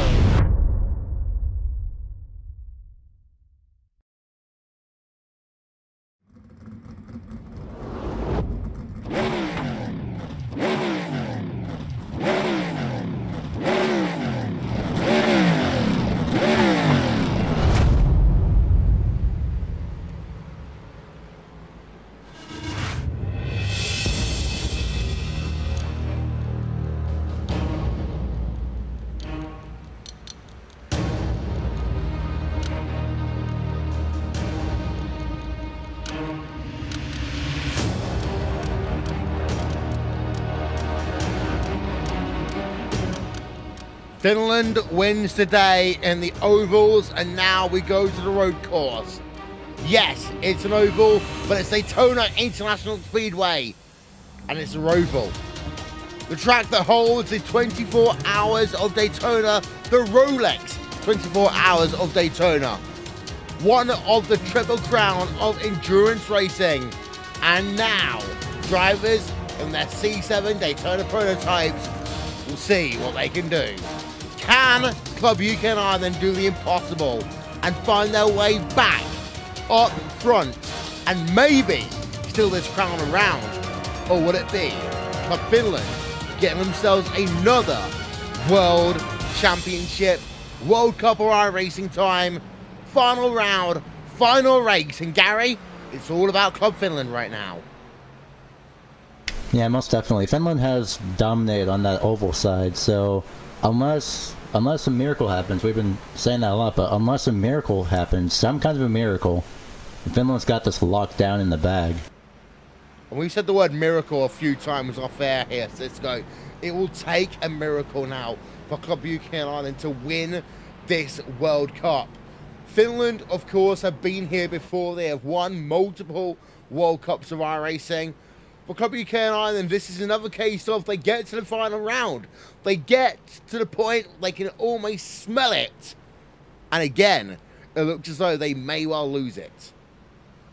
Yeah, and I just went through the points. So unofficially, Finland right now with 443 points, UK and Ireland 322. So it's an over 100-point gap between the two clubs. So like I said at the end of the oval race, Will, UK and Ireland needs to have the same result that they had, that Finland had in the oval. They need to have that happen to Finland here on the road course if they have even a remote shot at making this happen. And they also have to hope that Finland come into a bit of wars, because what we saw on all these cautions, Gary, it was always at least one UK and Ireland driver involved. And now, yes, there were some Finnish drivers involved as well, but you've got to remember, top 15 drivers make up the points. Yeah, and right now, we have only three UK and Ireland drivers in that top 15. The rest, once again, dominated by Finland. So, at the moment, it looks like we'll be seeing a repeat of what happened at Chicagoland a few moments ago. Yeah, and the thing is, we've got to give credit, of course, to Club Finland. They have been a multiple World Championship winner in terms of the World Cup of iRacing. There are only one or two clubs who have ever won the World Cup of iRacing here, Cisco. The other team being Club DH. The Club UK Ireland in 2010 was their best opportunity. A technical infraction meant that they couldn't take Pete in the finals. That was their best opportunity. We thought this year that they could go toe-to-toe with Club Finland. We're starting to learn they can't. Yeah, and it's going to take, I honestly will, it's going to take a monumental team effort if anyone hopes to usurp Finland from this platform. They've been able to just dominate so much here, Will, and a lot of it just comes down to team organization, being able to get the guys who have the experience in these cars out there and just, you know, be able to work in a team aspect. And UK and Ireland, they have put up a fight, but it just hasn't been enough. Finland has just been able to bring out just weapon after weapon. You know, what Aloma was able to do on the oval was just amazing. And you know, talking about this, Velka Harvey right now has just put down a monumental qualifying time, and just Ross McFarlane, Tom Stanley, they're up there right now. But those are the only two UK and Ireland drivers in the top 10 right now in the qualifying times. Yeah, indeed. So as we have got ourselves about 10 minutes remaining of qualifications here, so a while to go before we head ourselves to the starting grid. These are the people then here today that get it done. It's Van Ballo for his track canvas for gourmets, and one design for his overlay stuff. All the stuff we see graphically, and one design. Andreas Warner, Simon Grossman, and AppEngineer.in, and Nick Fisson for live timing and scoring that you see, of course, here on RaceSpot TV. Camera work done by yours truly. Commentary by myself, Cisco, and Gary Weaver. We are here at Daytona as well. This track measures 3.5 miles length in length here today, 11 turns. I would say the most difficult corner of the lot here, Gary, is turn 6, just as you come on towards the banking. Yeah, that's the key point. You want to have a key exit. You don't want to go all the way up to, you can go up to the wall, but you have to get that run up just enough that you get that momentum, but you don't hit the wall coming out of that corner. So we'll find out if there's anything possible for UK to do within that race, because right now in the qualifying standings, there's only 4 UK and I drivers in that top 15, so not much of a difference right now. But if it was inverted at the very least, then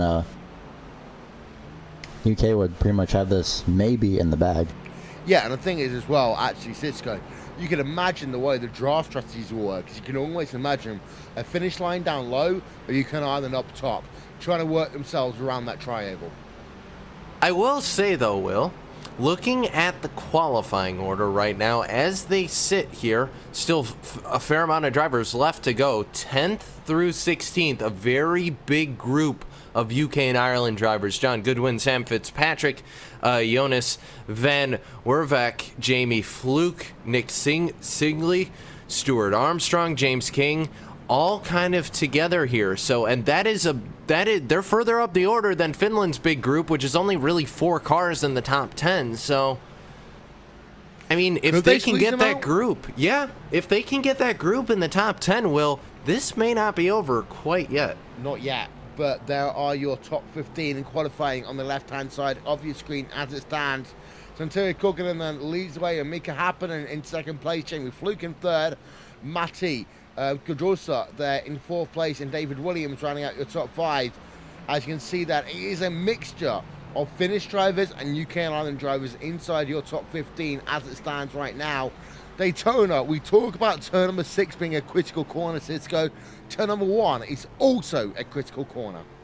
And it's going to be very chaotic turn 1, lap 1, because everybody's got to jump down into that lane, make sure they're not 2 or 3 wide, or else everybody's going to spill out onto that concrete patch past turn number 1. So it gets very crowded down there, Will. And I know you and I have spent a lot of time watching and commentating races on this racetrack. One broadcast in particular comes to mind, but nonetheless, you see, we can maybe hop on board with Fraser Williamson. That patch, that concrete patch in turn number 1, that's where everybody's going to spill out if they aren't able to make it all double or single file here going into 1. Yeah, there's a replay then from Fraser Williamson. We hope in towards turn number 1. Just make it through, hopefully. Yeah, and he Yeah, he just brushes wide there. And aborts his qualifying lap as a consequence of that one. We haven't actually got a few drivers on track. That's on board with Andy Oakley right now. Oakley on the tri-oval. 31 degrees of banking up here, Cisco, and those 31 degrees of banking matter. Yes, oh, absolutely, and we're not going to be seeing the 4 wide, at least I don't think these guys plan on being 4 wide, like what we see here in the NASCAR Monster Energy NASCAR Cup Series, but nonetheless, Andy Oakley now going to apex out and actually get a piece of the wall there, so I believe he just completed his lap. 27, no, he's not going to put down a time, I believe, and, oh, yep, nope, he's going to find himself 29th on the qualifying order there, so either way, not the exit he was looking for, but we can hop on board Andrew Ward here and see if he's going to stay out here for a lap or so, so he can take a lap around Daytona, the Roval here at Daytona. But nonetheless, yeah, that banking going to play a huge factor. It's very smooth up there, Will, and also everybody probably going to stick to that bottom side. A lot of slipstream. These cars punch a huge hole in that air. Yep, Andrew Ward then doing a simulated pit stop on towards pit road. Pit exit is so difficult here, actually, Gary. I would say, arguably, of all the pit exits in all of motor racing, pit exit here on the road course is one of the most difficult.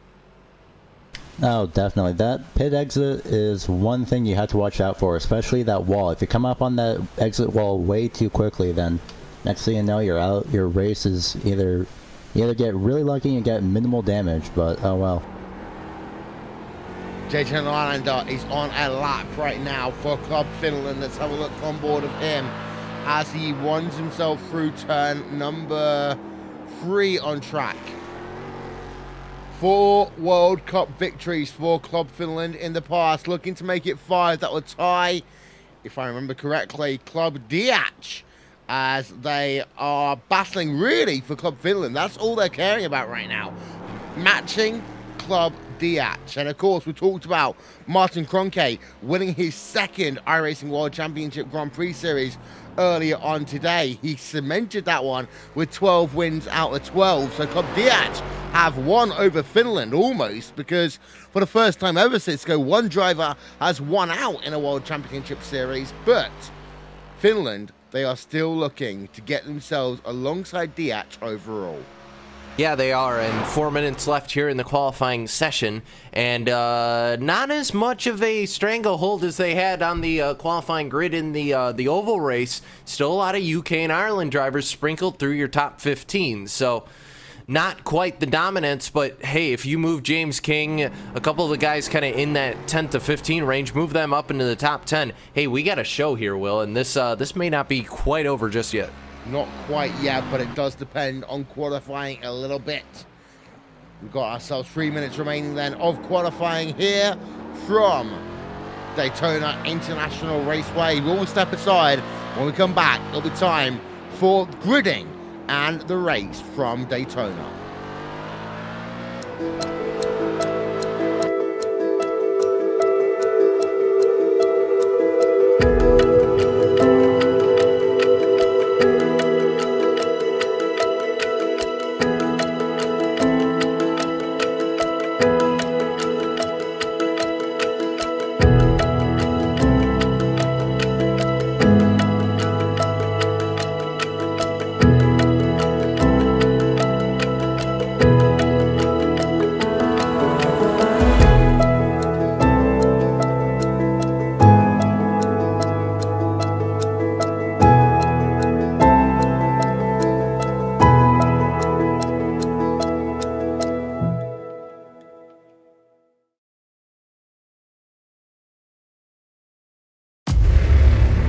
iRacing, you wanted the best, you got them for abreast. Often imitated, never duplicated. The greatest show on dirt, the World of Outlaws.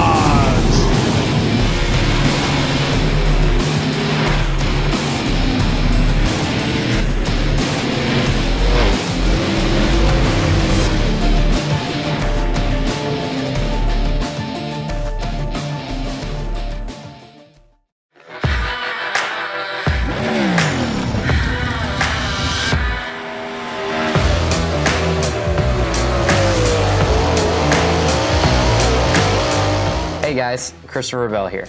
As you guys know, iRacing is coming out with dirt and it's been a long time coming. So I'm here today to kind of show you around the sprint cars and hopefully give you some insight for whenever you first drive it.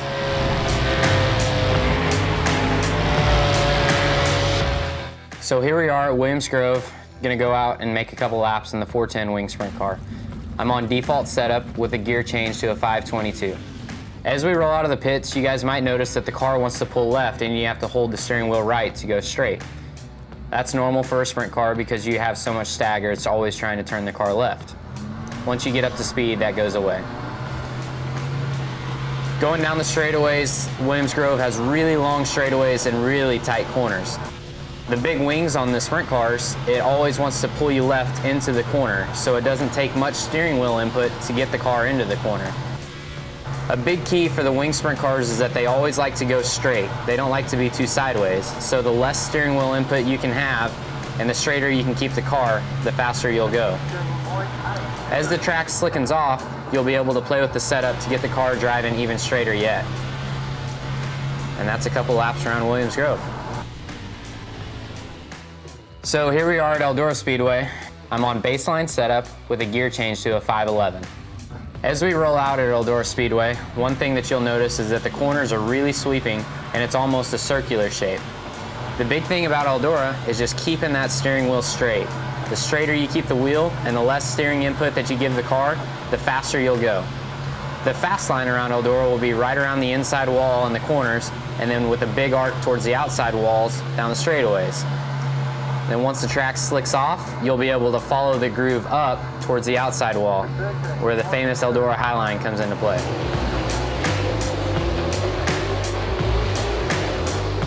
So now we're at Volusia Speedway Park with the 410 wing sprint car. I'm on baseline setup with a 511 gear, the same as what we ran at Eldora. Whenever you roll out on the racetrack, you'll notice that Volusia is similar to Eldora. They have long sweeping corners, and it's kind of circular in shape. At Volusia, whenever the track is fast, you'll want to be right down against the concrete wall in the corners with a nice big arc down the straightaway. Whenever the track starts to slicken up, you'll be able to follow the groove up higher and higher. Whenever you get into turns 3 and 4 though, the groove might get up onto the shelf, which is the flatter section of the racetrack, and then it becomes very difficult to exit turn 4 without getting into the wall. And that's just one of the characteristics of Volusia Speedway Park. Hope you guys have fun.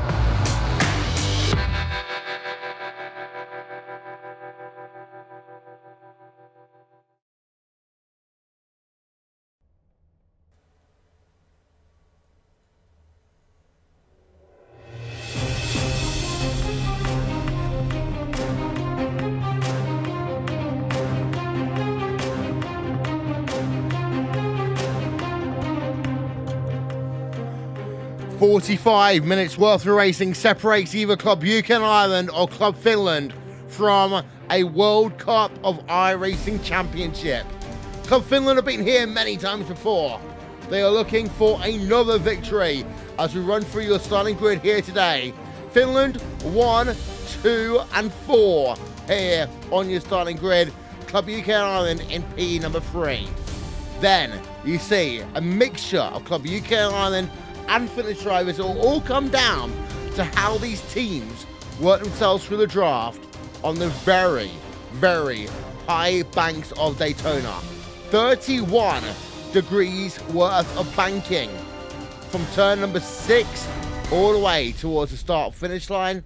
The drivers are on their way. Did I just see something happening under caution? I'm not quite sure, but we are almost ready to go racing here today.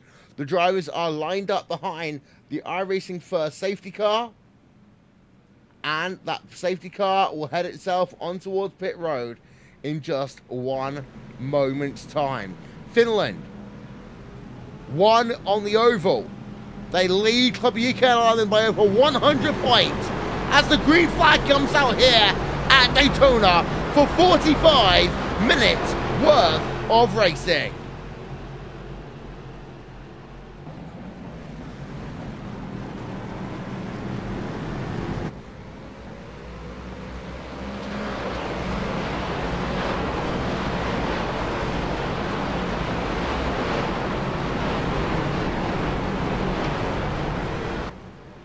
Looks like Finland keeps an early lead, but Cisco, it's not about now. It's about what happens in about 30 seconds time that will really define this race. Yeah, I'm just worried about them all making it through here, Will. So far, no massive incidents quite yet. A little bit of damage, I believe, to the front of JJ Nylander's Corvette Daytona prototype, and a little bit bumping through the chicane here. But this is... Oh, there goes one car going around into the grass. UK and I car. Gary Till even then down into 34th position on track. And again, every driver, we've got to remember here, Gary, matters in this event. Yeah, the best thing you can do, it looks like right now we have 5 cars within the top 15 from the UK and I. So the only major block of Finland cars, as looks like David Williams in the 24 went through the bus stop. He cut through the grass, so that's going to give him a slowdown penalty. Unfortunate early on in this run. But right now the only major block of Finland cars is 14th through 19th. Yep, towards turn number 1 they come, and you see the fact that the drivers start to get very close together. Jamie Fluke up into P number 2 for Club UK and Ireland. It's not enough just for him to be in P number 2, even though you had Club UK and Ireland drivers P2 and P3 last time around. It'll be a case of who can get the most drivers inside your top 15 here today, Cisco. Yeah, one car coming down pit road. I did see it was a UK and I car back at the back airfield, but once again, this kind of stranglehold that Finland is able to do, they're doing it 13th through 18th right now. A little bit of a battle. Jonas Puhaka right now battling in that number 16, and he's going up against, there's a car, the train of UK and Ireland drivers right behind him, and yep, down to the outside goes the 127 of Ross McFarland. Yeah, as you see, there's a big gaggle of cars down in your mid-pack. I like the fact they've all got exactly the same liveries, but different coloured wheels here, Gary. A bit like an NBA game, really. Yeah, it's nice. You got pretty much, you know, like you said, the uniform, and then the rim color is pretty much like the colored shoes, if you will. But meanwhile, it looks like Ross McFarland looking to the outside. No, he's going to change his mind and fall right back in behind. No, now he's going to head once again to the driver's right side, hang down into the bus stop here at Daytona. And looks like advantage once again. I believe Ross actually cut that corner just a little bit. I don't see him slowing down, so unfortunate for him. He's just timed it not at the right moment and definitely the wrong line. Yeah, Ross McFarland then back down in P number 20. He's not lifted off the throttle, but a driver ahead of him, Jonas, number 790 machine, he has had a slowdown penalty there, and he's now down to P number 24 as a consequence of that slowdown penalty. And again, every position matters here, Gary. Yeah, I was about to say, right when you notice that, the 790 definitely has a slowdown penalty. So this is the one thing you don't want to do. You want to take care of where you are on the track, and most of those times it's going to be on that back straight coming into the bus stop. That's the one part that everybody seems to be, you know, overshooting. And unfortunately, even though it is still early, we're about 6 minutes in, almost 7 minutes in, we only have still about 5 UK and I cars in the top 15. So unfortunately, the only big block of UK and Ireland cars is 28th through 39th. Yeah, and let's not forget the World Cup iRacing is just more than this event. This is, of course, the finals, the big prize, the big kahuna, so to say. But you've also had the Ring of Fire, the Enduro, as well as the Intimidation round as well. So, a big part of the World Cup iRacing. We've got to give a shout out to all the guys, Mike Oluet, and everyone who's been a part of the organising committee for 2017 for making this happen. But in terms of your race right now, you have got yourselves Finland leading. Finland P number 1, P number 3, P number 4, 5, 6 in this field right now. UK and Ireland P2, 7, and 8 only there, Cisco. Yep, and Ireland, UK and Ireland at this point, they're going to need a miracle to happen. I'm still watching this battle around Jonas because it's just a train of cars right behind him. It's starting to get a little bit interesting going into turn number 1. Sam Fitzpatrick got a little bit loose coming through the corner there, and Jonas going to be able to hold him off. That's, I think, the most interesting battle going on right now. Everybody else very spaced out, so that battle with Jonas, very entertaining to watch right now. Yeah, as we have a look from the rear there of Jonas Unsapurka in the number 16 machine. Ironically, he was one of the drivers who were hoping to commentate on this event and finish for us, but of course he's running in it right now. Big part of the work that they do in terms of the Finnish sim racing community. They have some fantastic broadcasts that they put on, including on Finnish national TV this year, a part of their esports program. So Club Finland have really not only raised the game here, Cisco, in terms of their World Cup team, but also the way they are bringing sim racing to the masses and really making sim racing a part of Finnish esports.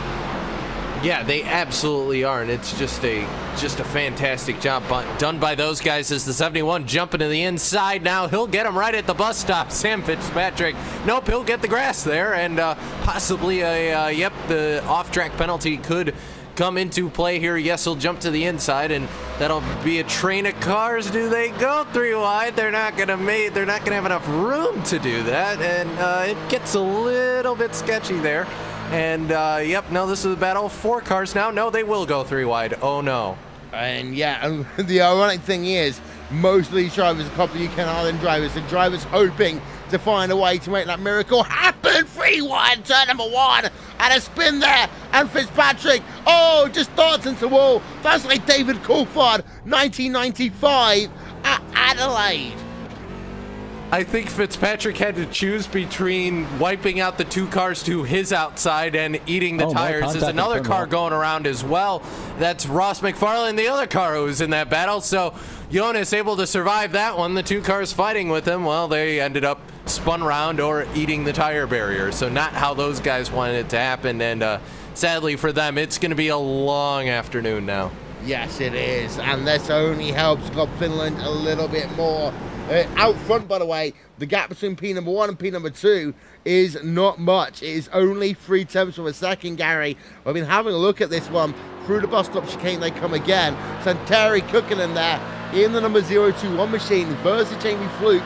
Fluke is still close, but he does lose a bit of time out of the bus stop chicane.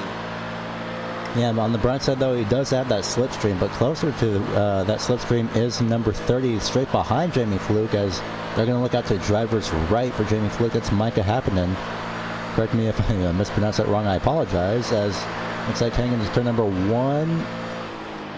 Still nothing. Jamie Fluke nearly had that left side closed up, but he just couldn't seem to get there in time. He's going to clear and stay behind in second place, heading down to turn number 2. And that was really intelligent as well there by Santini, because of the fact he moves to the right-hand side of the racetrack to try and help his own teammate there, Cisco. He realized the fact that he could maybe help his teammate get enough speed to work himself around the outside. And this is that teamwork that we've been talking about here at Daytona. You can do it on the high banks. Yeah, you can do it, and you can also do it on the road course as well. Just simple defensive driving and being able to take lines away like what we saw in the oval race. So happening there. Meanwhile, looking like he wants to catch up to Jamie Fluke there, but Fluke a very good exit back onto the NASCAR 1 and 2. So Happening's going to have to try and see if he can get something happening here coming into the bus stop. Meanwhile, Timo Velik-Jarvi there, number 7 machine versus Tom Stanley. This is a battle on the high bank. Velik-Jarvi there on the outside versus Stanley. He should get the run, but will he get the position in towards the bus stop chicane? Lots of lights. One thing I haven't noticed yet is all the people flashing their lights as, oh, UK Ireland and Club Finland make contact there. Down out the bus stop chicane. That was Stanley. That was Velik-Jarvi there as they head themselves through the bus stop chicane there, Gary. Yeah, near contact, that's the one thing. You don't want to take yourself out, and you don't want to take anybody else out, let alone, even if it is your teammate, you don't want to take anybody out, even if it isn't your teammate. So, unfortunate for that, as I believe we just got reports that somebody went through the bus stop. Yeah. Yeah, Yoni Backman, the 28, he went to brake, was way too late, locked it up, and went straight through the cone, so he had to take the time penalty on that, lost a ton of time, at least 4 positions. So Backman, who's trying to claw his way through this field, well, he just got reset to square one. We almost car around. Yeah, that was Team Velek driver. He almost spun there. We've got another driver who went off. Yeah, huge incident there. Stephen Baxter just got absolutely just plowed into by the driver. That was Puhaka. It just turned right into him there, Will. And I'm not sure if that was frustration or what that was, but Puhaka just went to turn in, and I think he got sick of getting blocked there. Yeah, there's a replay then. I think the two came together down at the International Hairpin, horseshoe even there, down at turn number 5. We saw it once. We're going to have a look on board now with the driver of Stephen Baxter. See what we can see from him.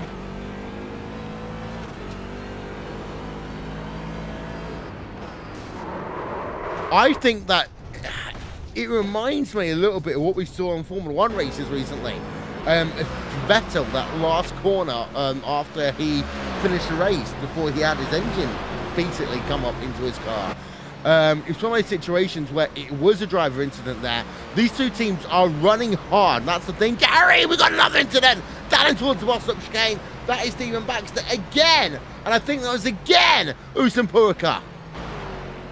My goodness, these guys are definitely not happy with each other, but I don't know. Maybe I'd be frustrated too, but I don't think I'd throw away my chances. We're pretty much 14 and a half minutes in right now. I wouldn't really mess it up this early. Maybe a little bit later, as you can see, Baxter's hanging into pit road right now to fix that damage. And this is the thing as well. You've got to remember, it's not about the individuals here, Cisco. It's about the team effort here today. Yeah, and Jonas going to stay out there, as it looked like Gary Tail just went, very tall rather, just went extremely wide going through turns number 1 and 2. So he's going to fall back to this 3-car battle behind Jonas. And everybody else kind of through the rest of your field. There's a train starting to form, and it's Fraser Williamson very loose coming onto the oval there. And it's everybody stacked up behind Latari in the 765, and 4 cars at least there. It was a little more accordion when we were on the road course, but that's a group of 3 UK and Ireland drivers trying to get past the Finn coming into the bus stop here, Will. And Fraser Williamson tries to go down the outside, cannot do so. Bulks himself as a consequence of that. Through the bus stop chicane they come right now. Williamson, as a consequence, will bunch up Stanley, Williamson, Tankinen, and Locker as they head themselves through NASCAR turn 3, number 4. Towards the start-finish line they come. Williamson gets a good run out of NASCAR turn 4. Towards the start-finish line and will head himself again to the outside. They're too wide. Club UK and Ireland behind him. Look how close they get there. Finland and Club UK and Ireland. This is the case now that Club UK and Ireland, I think, have finally realised, Cisco, that they have to find a way past these Finnish drivers, and they are almost doing anything they can. But he went for the punt, Will, and it all went wrong. Fraser Williamson around, and it all backfired for him. We'll get a second look at that, but Williamson dived it in, tried to get something there, and unfortunately for him, it was himself who gets spun in the horseshoe. Yep, there's a replay. It was, you know what, I was about to say, everything bar punting other people off the racetrack. Well, Williamson looks as though he either outbraked himself or was trying to break someone off the racetrack himself. Williamson loses out, and he loses 7 places as a consequence, including to a number of Club Finland drivers there, Gary. Yeah, just really unfortunate, and not really something you want to do. I believe we're about halfway through, roughly approaching 20 minutes left in this race, so a lot of action happening throughout this entire race, but it's still dominated by Finland, though, as we only have pretty much 4 in the top 15, but that's just going to send them back even more, no matter where Williamson was. That's just something you shouldn't do so early. You shouldn't push yourself this early in the race. Out front, however, there you can see the driver, Asenteen Kukkonen.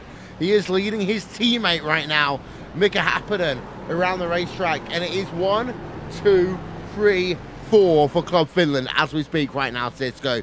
That is important. Oh, someone getting loose there on the outside. It's David Williams. Tried to dive it in on the outside. He had a nose. He almost cleared the car. He was racing there and just got in the concrete, and just that switch into the concrete from the asphalt, and that's all it took. And around goes David Williams in the 24. So These UK and Ireland drivers, they're getting desperate at this point, Will. They have some really fast pieces of equipment, but they just can't seem to make it stick out there with the moves they're trying to make happen.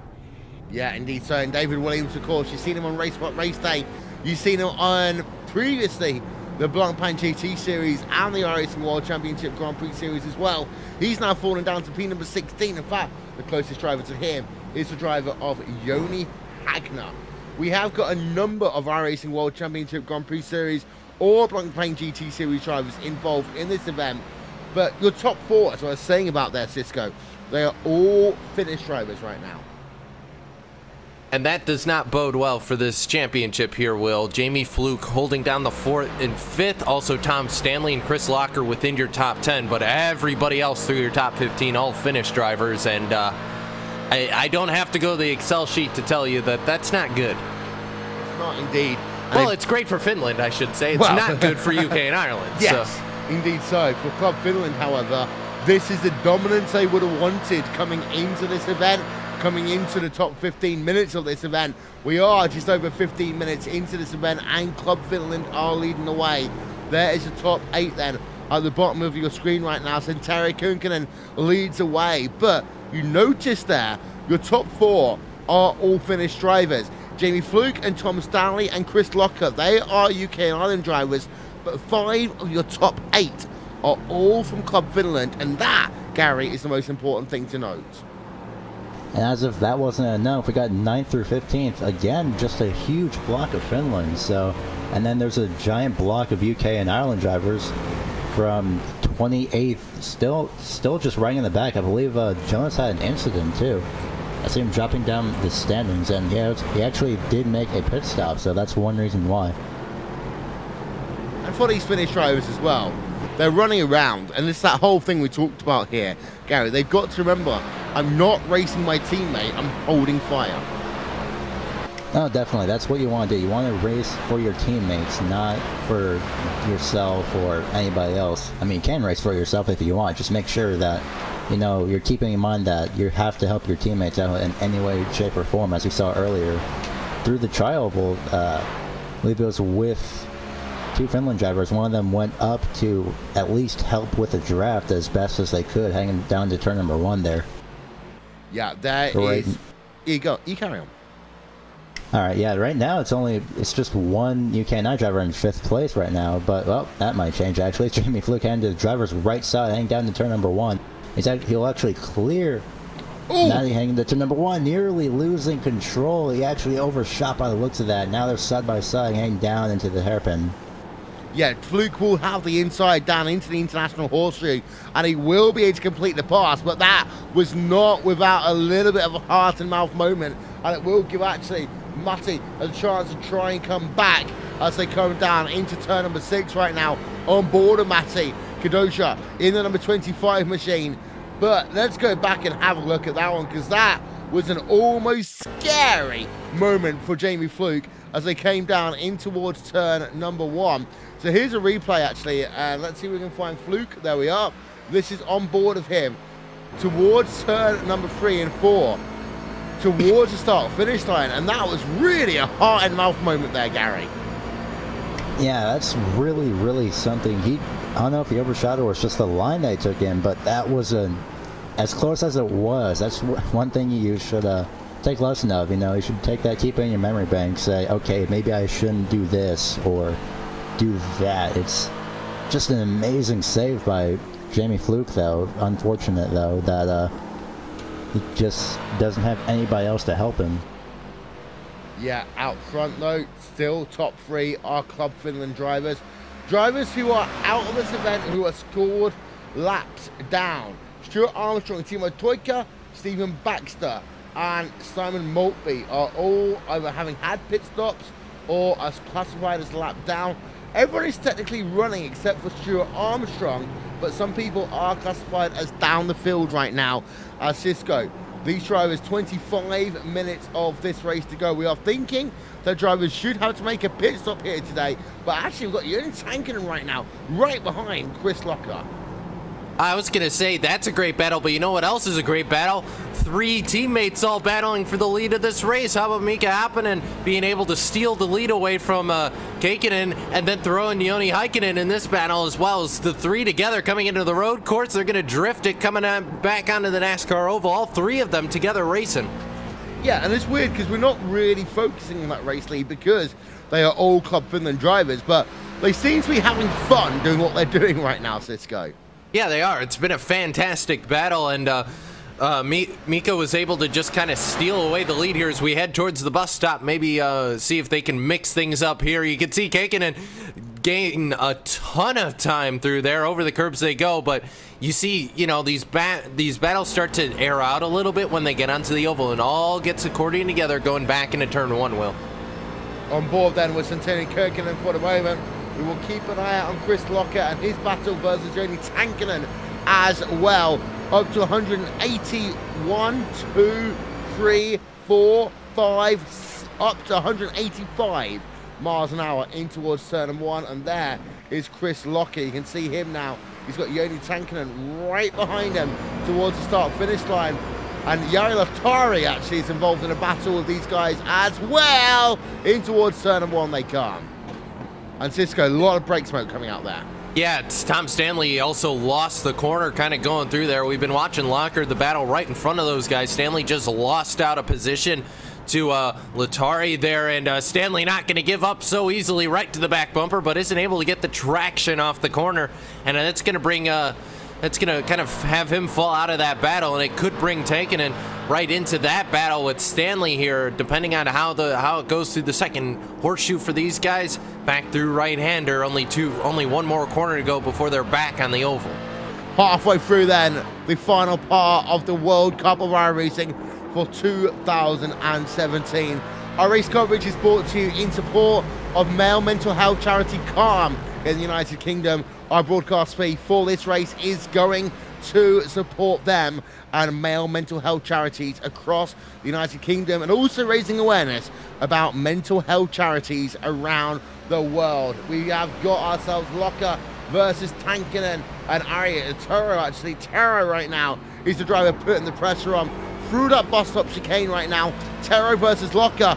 Tero gets a fantastic run out of turn onto NASCAR turn 3 and 4, and actually, Chris, it looks as though Gary even that we got himself now Anti with a good run, because he should be able to find a way to slot that down to the inside on towards the front straightaway. Yeah, it's head down to Jeffers' right side right now. Anti looking to the, I believe it's the outside, NASCAR outside even, and just can't get it done. That inside line just showing the advantage, and meanwhile there's actually a battle up ahead. Oh, near contact between Jari and Stanley right there. As they head to the International Horseshoe, Stanley with the advantage on the right side. And looks like he'll get done coming out of the corner, just can't quite clear him. This is going to be an interesting battle heading to turn 5 as Stanley finally manages to clear Jari. Yeah, there is Jari Latari right now in P number 7, just ahead of Joni Tankkinen as they head themselves towards turn number 6 once again. But Tom Stanley in that number 961 machine has been resisting a lot of pressure right now. We go on board of him there, Cisco, onto the banking once again. Yeah, and he's been able to put up a decent defense here, was able to steal back the position he lost just 1 lap ago. So Stanley, though, is going to be subject to the slipstream because here comes Latari. Yari's going to look to the inside. This time going to be a battle of who's going to be on the brakes. They'll go 2 by 2. I don't know how they managed it, but Latari going to have to fall in behind. That's not something I recommend doing. And now Tankkinen's going to try and take advantage, but no slipstream help on the outside for him. The 765 has the slipstream. This is going to get really dicey going into turn 1, Will. This is what I mean. It's like NASCAR at some point in this event. You're thinking, can someone come out to the outside? And yeah, pit stops there. And that is going to be the driver of Tom Stanley on towards pit road, Cisco. Yeah, and so meanwhile that battle continues. Chris Locker, the only driver now left in UK and Ireland, and this fight will barely clip the tires on the pit road entry. It stacks up the 2 cars behind him, Tero and Belka Harvey as well. So Locker going to look on the outside this time in the International Horseshoe Survey. Says nothing there, though, for him. Meanwhile, Tom Stanley deciding that was the time he wanted to come down and make his mandatory pit stop. So he comes down and gets a fresh set of Continentals and is already heading back out onto the racetrack here. Yeah, there is Chris Locker. He has not made a pit stop yet here today, but is right behind Jürgen Tankinen. This is a fantastic scrap we've got going on between these drivers then, with 19 minutes and 30 seconds remaining in this event there, Gary. Yeah, definitely starting to, at least by the looks of it, starting to settle down right now after an amazing battle. But Chris Locker now is just stuck between a bunch of Finland drivers right now. In fact, Finland actually has 5th through 7th. There's Chris Locker in 8th, and then 9th through 13th is the rest of Finland. So really unfortunate for Chris. So, and pretty much UK overall. So if Chris can get something, maybe the slipstream, maybe he's just gonna wait until these last few minutes to make a move. Something has to be, a miracle has to happen. Once again, we mentioned that a miracle has to happen for UK and Ireland to somehow at least either tie or just barely get ahead in points. Yeah, and it's not just going to be a case of Chris Locker, because he's only one of a number of drivers involved in the team here today. The way it will be, if Finland, and the only worry I think that Finland would have, their top 3 drivers coming towards pit road at the same time, they all mess up, then maybe we'll be talking a different story, Cisco. Yeah, no, you're absolutely right, Will. So keep an eye on Jamie Fluke and Chris Locker, because they're your 2 highest UK and Ireland drivers in this field. Also, David Williams, throw him into that mix. Everybody else are maybe starting to play the strategy game on Team UK and Ireland. Still, a lot of drivers, though, haven't made that pit stop yet, Will. So that's going to be, if they can have a clean pit stop in and out, not have to worry about the wall, then this should be an open and shut case. His car around kind of in the turn number 1 there. Not sure, looked like UK and Ireland. Tom Stanley. Yeah, Tom Stanley again, so more problems for the driver of the 961, and just, I believe, just too hot, yep, into turn number 1. Here's a replay.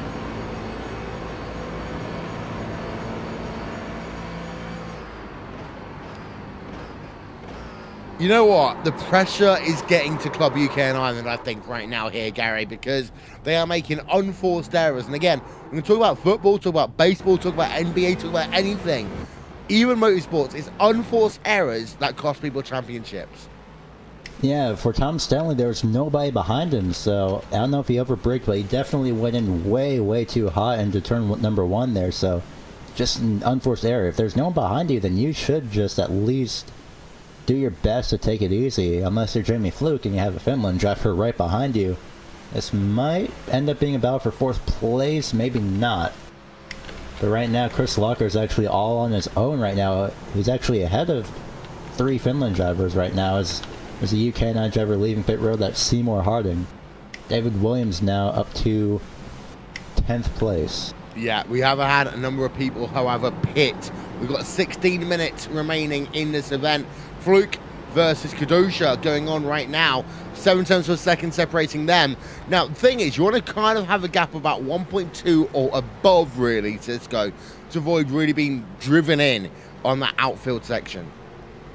Yeah, no, that's, you can pick up so much time there, Will, and that's exactly what they've been able to do, is open up that gap. And a couple more cars coming down pit road now. Ross McFarlane looks like he's down, and Antti Terho is also down, as is Jonas Van Werveck. So those guys also coming down pit road, and a lot of positions swapping around. It's going to make timing a little bit difficult for us for a little bit here.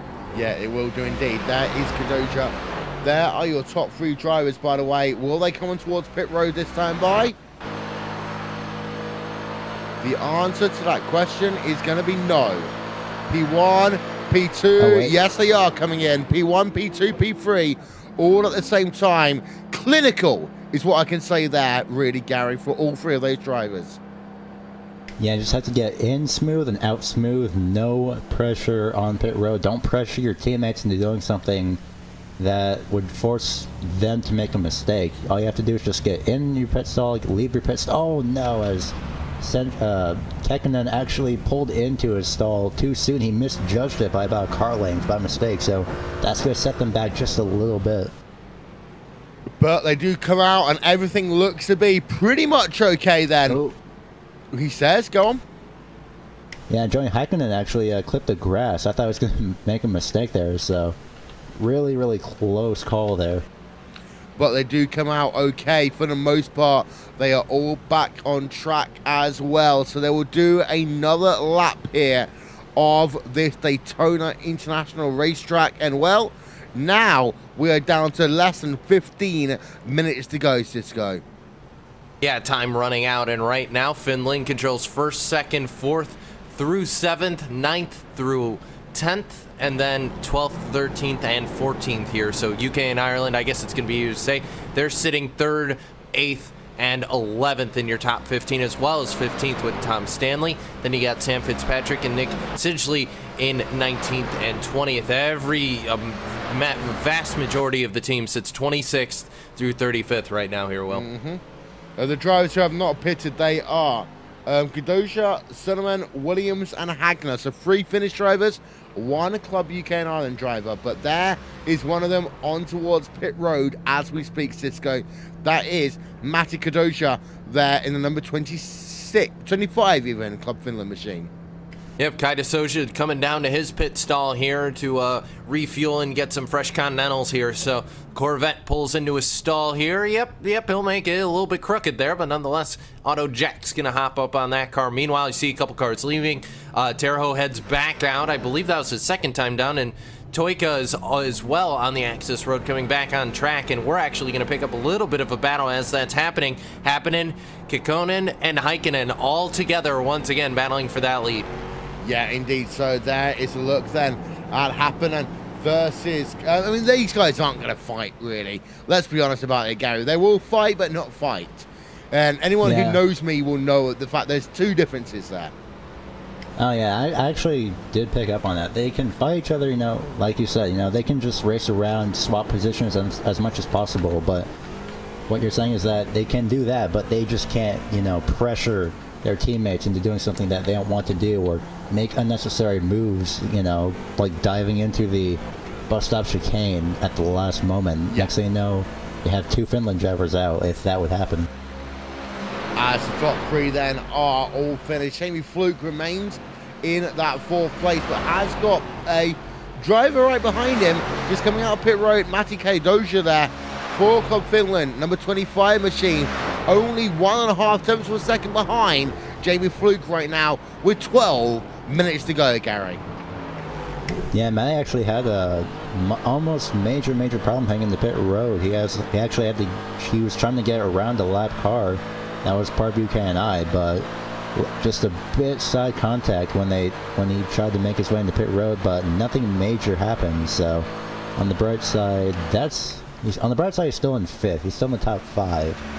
So that's all that he can hope for right now. And maybe he might be able to finish 1 through 4th.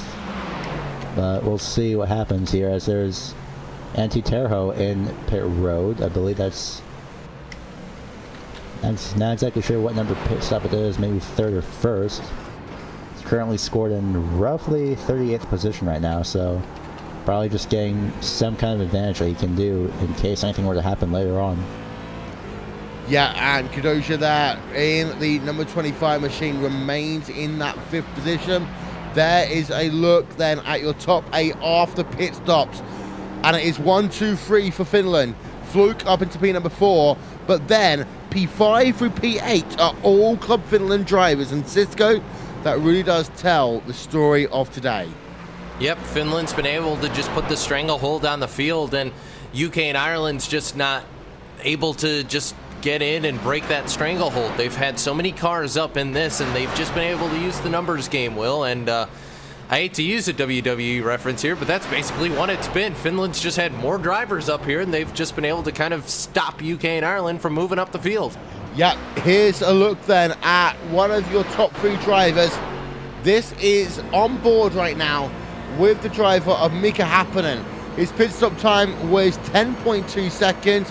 Let's go on board then for a lap with Club Finland as they eke in towards World Cup victory again.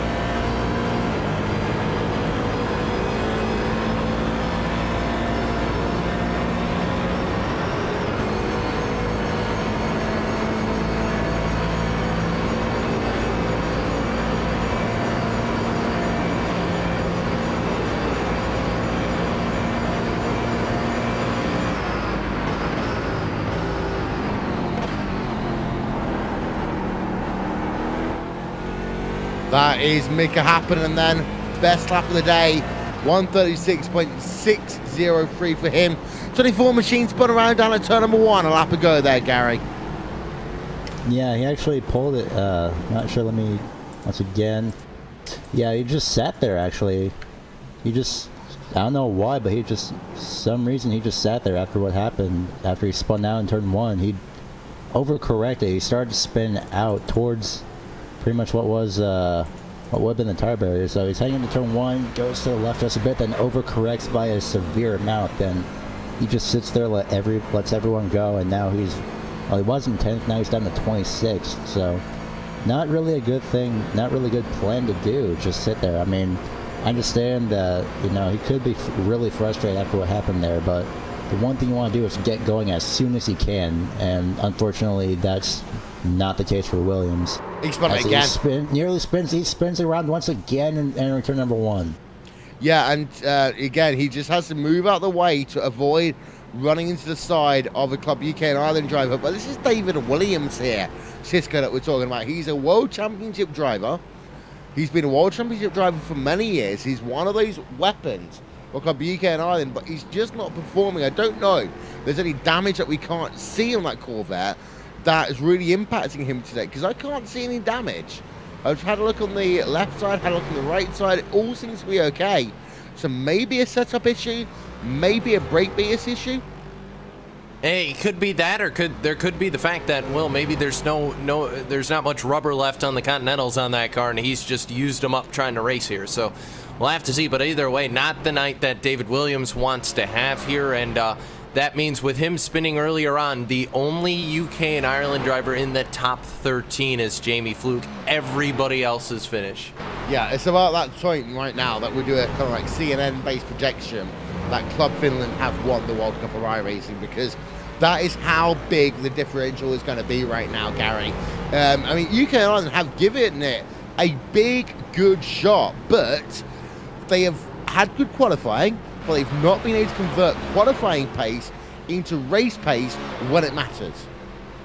Yeah, that's the one thing that's really unfortunate. Like you mentioned, they've been great on qualifying, but there's something, maybe it's just the fact that, you know, they know that they're in the finals, but they just can't get that same focus in that they have in qualifying, because, you know, they're around other drivers. But I'm not sure if they'll be able to get done within these last, well, less than 5 minutes, less than 3 minutes even.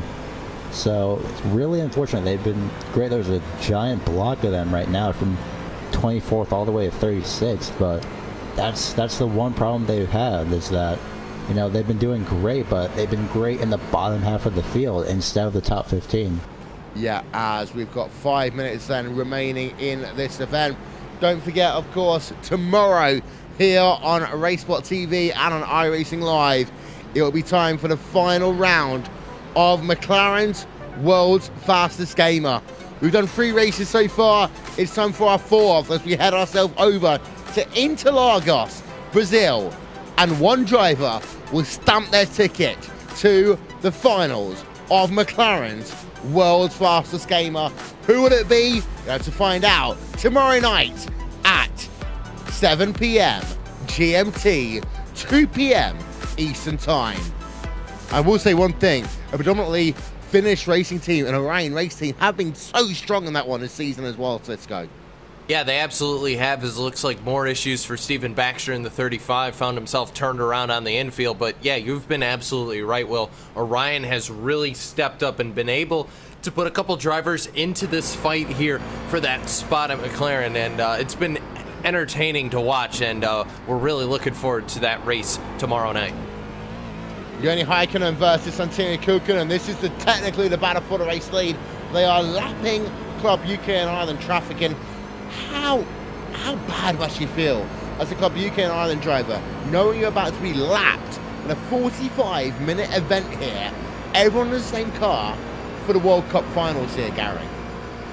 That's actually Ross McFarlane that's getting lapped as well. So I don't know, maybe it was a pit stop error that happened. It's really unfortunate, but as you mentioned, I'd feel pretty disappointed, but at least somewhat accomplished to know that, you know, you made it to the finals. But, you know, the one thing that UK and Ireland have to do for, if they do make it to the finals next season, is that they have to make it to the finals, and then they have to focus on winning the finals as best as possible. Yeah, last year they did actually come out of the Oval better than Club Finland, but today it looks as though they have been clean swept against Club Finland again. Only 2 teams have ever won the World Cup of iRacing. They are Club Finland and Club Diac. Diac haven't won in a while, but it's all been the Club Finland show for the last couple of years. And again, I can almost say with certainty now, Cisco, that it will be Club Finland will be having themselves one hell of a party at their next meetup. Yeah, 2 minutes 50 to go here, so this race beginning to wrap up. And for Kekkonen, who leads the drivers here for Club Finland here on the Roval, it's just put it in cruise control, don't make any mistakes, and get past that lap traffic of Andrew Anthony Ward, and it's going to be win locked away and another successful victory for these guys. So just got a couple more laps to go here, Will. Just put it in cruise control. There are still battles going on. Yoni Hakkinen versus Chris Locker, for example. They are still scrapping for P13 with just over 2 minutes to go. We are coming down then to the 2-minute warning here, Gary. And Locker, this is now for pride for Club UK and Ireland. Any position they can get, it's all about the pride for them. Yeah, it's as Yoni Hakkinen actually almost lost into turn number 1. Managed to save it, really amazing save, but like you mentioned, as best as possible, just get any position possible, and unfortunately it doesn't seem to be the case because we have 24 through 36. I keep mentioning that, is that they're just in the back half of the field, so it's really unfortunate. But don't forget that, you know, even though the race between Finland and UK and Ireland may be at this point pretty much over, don't forget we still might have a race for the race lead here in about 1 or 2 laps time, maybe right now, maybe even once they get around this lap traffic as well. Yeah, they will see the white flag this time by Cisco, and at this point Finland can be like, you know what, let's go racing. Yeah, they could, or they could just cruise to the end here. So either way, we'll have to see what the game plan for these guys are. Maybe do a little bit of a 3-wide finish. Either way, lights coming on from Yoni Hakkinen there, letting Andrew Ward know, hey, I'm on the lead lap. Please cut me some slack here. And Ward's not going to at all. So not too happy with Club Finland. Club Finland is the driver of Andrew Ward, but coming to the white flag this time. This will be the last lap these guys will be able to complete, and for the top 3, Club Finland has locked out the podium. So one more lap then before we can confirm that Club Finland is once again the World Cup of iRacing champions. Over the past few years, it really has been about Club Finland domination, because they have won World Cup after World Cup after World Cup. They have won 4 now in their time. Club UK and Ireland has never won a World Cup of iRacing, and they thought that maybe in a one-on-one competition with Club Finland, this could be their year. But in years previous, it was in some ways about the fact that other teams would make it easier for Club UK and Ireland, because teams would take other teams out by mistake, by purpose, who would know. But this year, mano a mano, Club UK and Ireland have come, they have fought very hard, they got themselves to the final, but they have not had the skill or the talent really to compete with Club Finland. They were dominated on the oval side, and they've been dominated on the road side as well. They head themselves now, Club Finland, down to the bus stop chicane for the final time.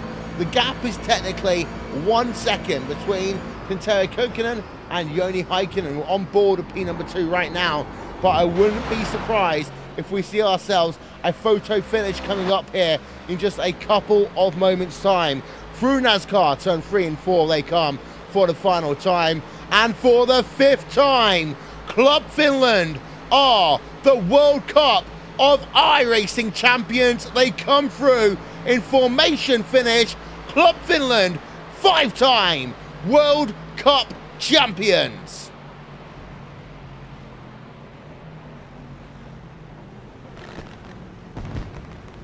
The fireworks go off here at Daytona International Speedway, and it is the team of Club Finland who win out in the end. What a day it has been for them. They have been absolutely dominant in this one, Cisco. They absolutely have, and it's a credit to that entire organization.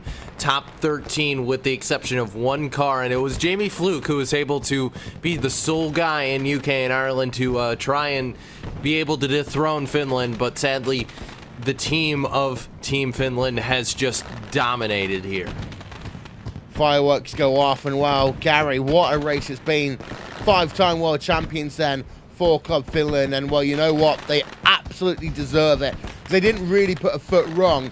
Yes, they had a couple of drivers involved in issues on the oval side, but actually on the road side, they've been pretty much faultless here today. Yeah, they've made very few mistakes here, and it's just a bunch of burnouts and lights flashing over in, well, what would be the travel exit of the NASCAR circuit over on the concrete patch that pretty much everybody wanted to avoid. And David Williams, I believe, just sitting there for sportsmanship as well. Simply amazing, as you can see all these drivers just doing burnouts, flashing their lights, definitely putting on a show. Definitely did put on a show here today and dominated the roadside just like they did on the oval. There are the burnouts then. Club Finland celebrating once again, a sight we've seen so many years before. The German celebrations, the Diat celebrations, were always a little bit too understated, but when Finland win, they flash the lights, they make noise, and while they're doing that right now, Burnout City, Flashing Light City, Daytona City, Daytona Beach, Club Finland win the World Cup of iRacing once again. And here's a look at your final race results.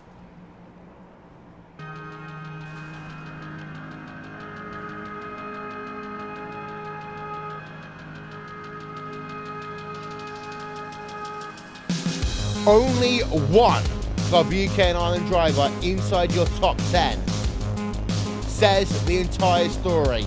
It was almost a clean sweep there for Club Finland. Just Jamie Fluke was the driver who hung on to avoid that happening and keeping some form of pride for Club UK and Ireland. But Club Finland P1 through 3, the podium is theirs, and P5 all the way through P number 10. And as we cycle it on back, we'll see also all the way down to P number 13.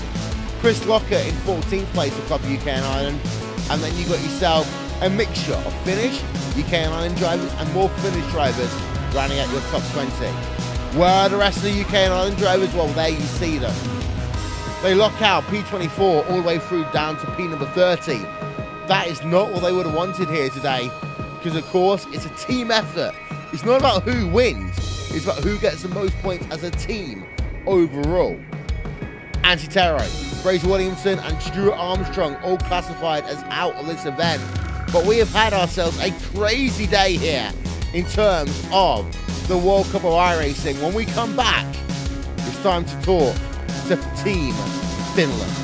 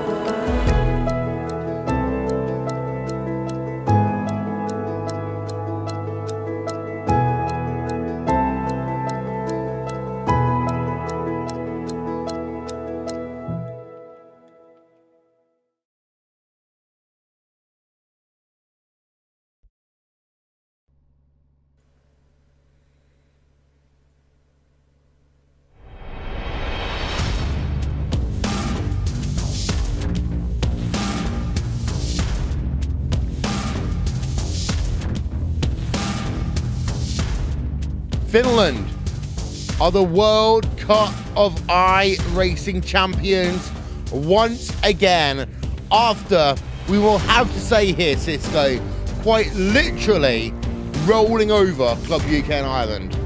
Yeah, did someone call Seth Rollins? Because that was a curb stomp right there. Oh, my. They absolutely destroyed them, dominating performance by Team Finland.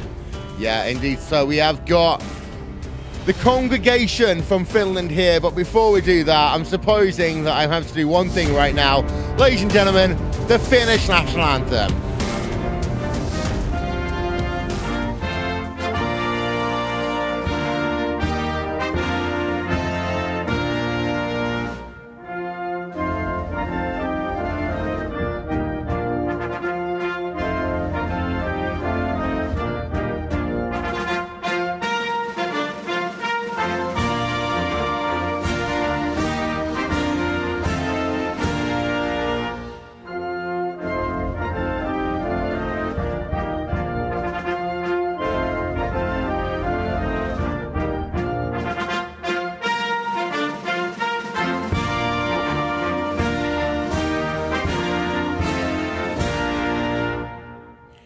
Finland win the World Cup of iRacing once again.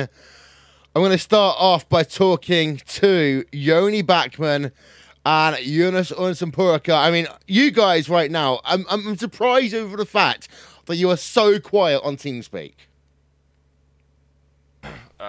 Shall I start? Yes. Okay. Yeah.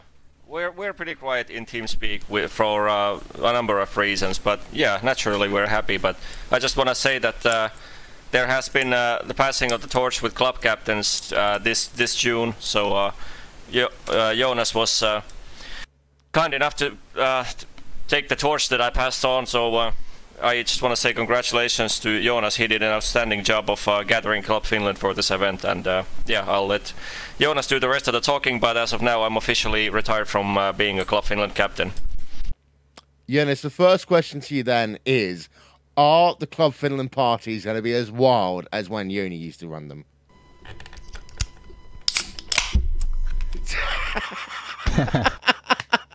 That's all you need to say right there. Yeah.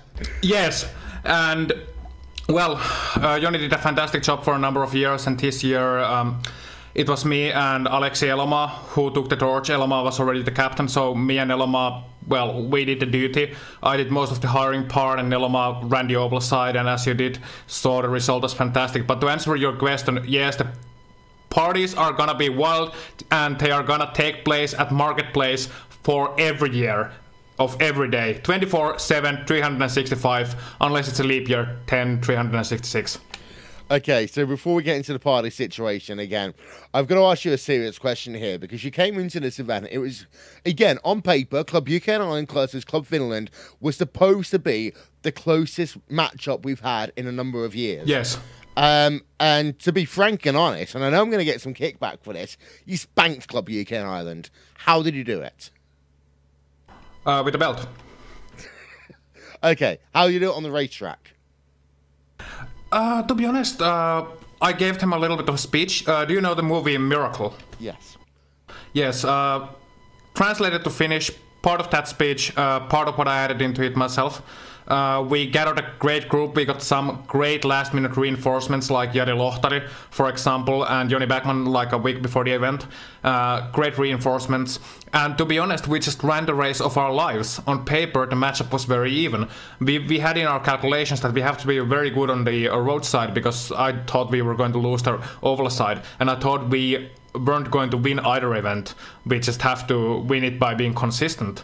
And what happened instead is that, well, on the points, I mean, it was a landslide, but to be honest, Paul did a great job, Mr. Paul Thurston, the captain of UK and Ireland, of bringing his troops together, and to be honest, I don't think the points tell the full story, but on the final event, I guess what the world once more found out that you may push Club Finland, you may shove Club Finland, but you cannot dethrone Club Finland, at least not yet. Well, I'm going to talk quickly to Aleksi Elomaa. Of course, you won out in terms of the over race here today. And I know I'm going to get monosyllabic answers to this, but how was it to win and actually really kickstart that momentum for Club Finland in this final? Yeah, it was pretty good. Like, my qualifying pace was really good, and I got the pole. And yeah, like some of the UK guys were really fast in the first team. Challenger, who is a DWC driver, I think, and Mustache, however you pronounce his name, they were really fast. But otherwise, it was, at least I felt like we had pretty much upper hand the whole race, and in the end we had short stints and I was in the lead, so my short run was really good. So, and probably everyone else in our team was really good on short run, so I don't know. There was some wrecks, but I don't know anything about them. We've got Yari Latari here as well in terms of roadside stuff. Well, Yari, the roadside seemed to be calmer than the oval side. Most of your guys survived the entire race, but there was some very close racing up front as well. Yeah, some close racing in the top 10, but for some reason, I don't know why, most of the UK and I people dropped off after the pit stop phase. So something happened. I saw a couple of them spinning, and well, I had some fun with them. But really, the top 5 were basically Finns, so nothing really interesting happening there. Well, Jonas, of course, as is tradition, we now allow you the time to talk in Finnish to all the fans. Please keep it clean, but apart from that, have some fun. Ei jätkät, siis ihan ensinnäkin mä en vois olla ylpeämpi teistä. Muistatteko silloin, kun me ruvettiin kasaa tätä rosteria ja meillä oli niin kuin semifinaaleissa 8 jätkää ilmoittautunut roadille ennen semifinaaleita, meillä oli Saksa vastas. No okei, Deach, mutta Saksa kuitenkin. Ja nyt me ollaan täällä, meillä on 20 jätkää kummallakin puolella. Me ollaan täällä TeamSpeakissa ja mä lupasin teille 2 viikkoa sitten, että Will Vincent tulee hehkuttaa teidän nimeä. Ja nyt se on toteutunut. Jokainen teistä voi olla ylpeä, koska se on ihan varma, että Suomineito, koko maa, Hangosta Nuorgamiin on teistä tällä hetkellä ylpeitä. Tää ei ole mun voitto, tää ei ole Aleksin voitto, tää ei Jarin voitto, tää on Jonin voitto. Tää on meidän kaikkien voitto, tää on meidän kaikkien mestaruus. Pokaali lähtee kiertoon heti, kun se tänne saapuu. Ei muuta, teillä on jokaisella vähintään päiväsenkaan. Ei muuta, kiitos. Jos Jonilla, Jarilla, Aleksilla on vielä jotain, niin lisätkää. Final question. Carry on.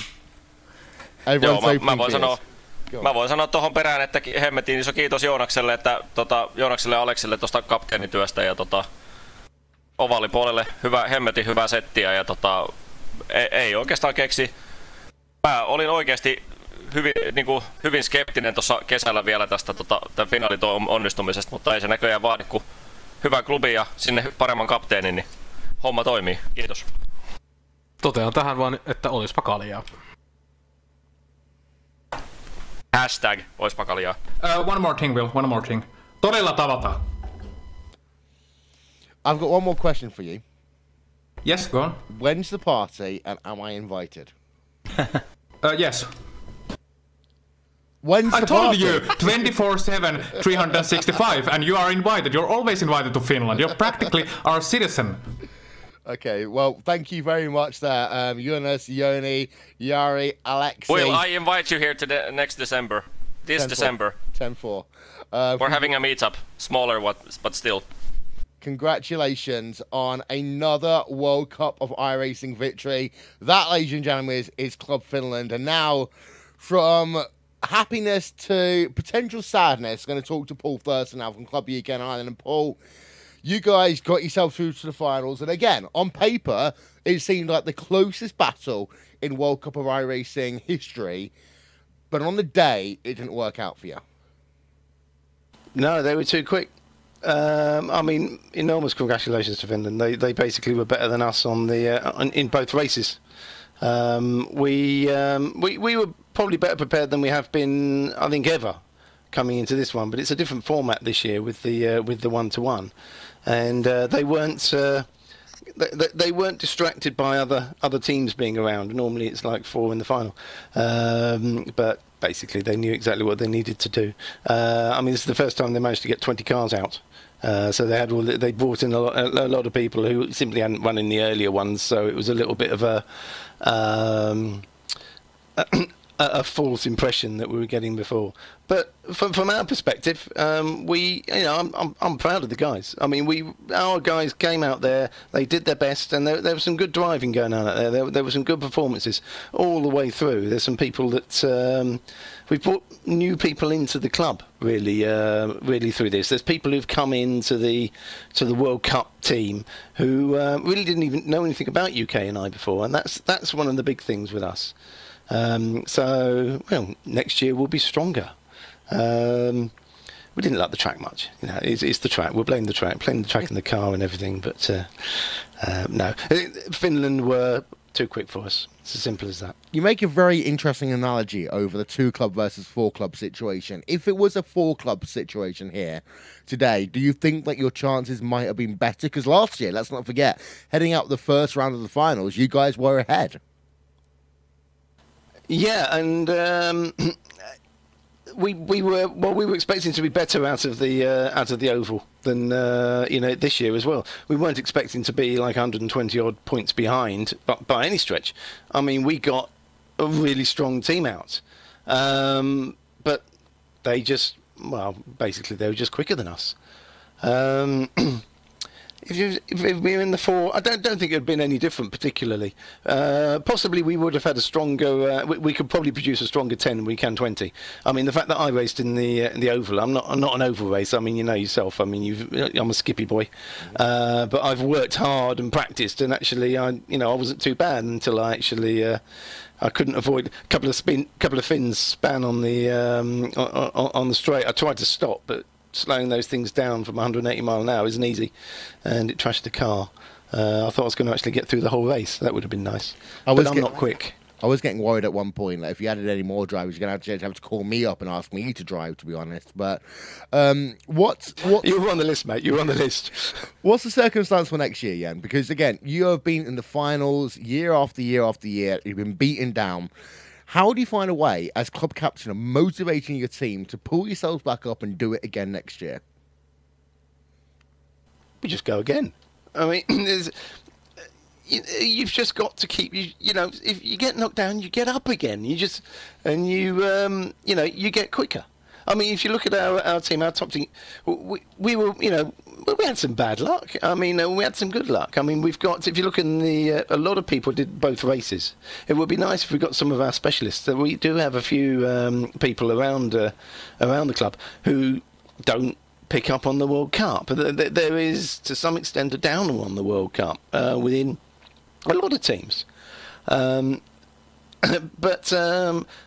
this time, somehow, well, it's not me. I mean, basically, the members of the club have actually come out in force, but there's some who haven't. I mean, there's some of the really quick guys haven't. They're more concerned with their teams. It's the club versus country thing.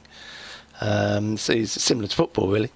If I can get some of those out, then we're that much stronger. What Finland do year after year after year is they get those people out. Yoni comes out. You've got the really, really quick guys. Alexei comes out. I mean, we got Christian and Sahil. Christian and Sahil, absolutely brilliant. I mean, but I don't want to single people out because every single person on both teams basically put their heart and soul into that. Yeah, we lost. The Finns were better than we were on the day. My dad taught me basically, you fight as hard as you can. If you lose, you walk up, you shake the man's hand. That's just the way you do it. So what's your message then to Club UK and Ireland at the end of this competition? We're going to give you the floor. My message to Club UK and I actually after this is thank you. They came together. So many people came out. Look at what we did in the qualifying. We basically matched and slightly slight nudge. We basically we actually beat Finland on the qualifying. We outpointed them in the first 2 rounds. We weren't good enough to beat them in the final. They had to get their big guns out to beat us though. Next year, let's do it again. I mean, I'll arrange things around the club. We had a little after the last World Cup when I first became captain. We had a home international championship, which was fun, which was like Wales versus Scotland versus Ireland versus various counties of England, and we just had an Armageddon thing. I'll do some more of those. Let's have some fun. and then let's look at the serious stuff of actually just doing it again, trying to be faster. Maybe we need to do something a little bit different on our preparation. Clearly, Finland were doing something we weren't. Paul Thurston there from Club UK and Ireland. I'd say one thing as well there, Cisco. If we were to be having this conversation the other way around, I almost guarantee that Yoni will be saying exactly the same thing that Paul was saying, and Paul will be saying exactly the same thing as Yoni, Eunice, etc. was saying. Oh, absolutely, Will. And I think this is a case where, you know, both these teams are at the top tier here in the World Cup of iRacing. You know, we always expect that UK and Ireland and Club Finland are both at the top of the tables here when it comes time. And this is just going to be a case, Will, where, you know, you just got to keep building on the momentum year after year after year. And, you know, improving the team, improving the performance of the drivers going out there. And it's just, you got to keep going with those building blocks. Well, final thoughts then. I'm going to talk to you very quickly, Gary, before we go. What do you think? World Cup of iRacing in the books. I think it was an amazing job. A great fight put up by both teams. And even though, especially by UK and Ireland, even though they didn't really have the racing speed, they still stayed in the race, even though they didn't have that race speed. The qualifying speed was amazing, but you know, it's just amazing that they still stuck it out, and even though they didn't win, they're still coming back, just like Paul mentioned. So that definitely shows hard in these finals here. Well, thank you so much to everyone who's been a part of our coverage over the course of this. Not only us, of course, but all the broadcasters that has been a part of the World Cup of iRacing for 2017 as well. It is in the books. We'll be back next year.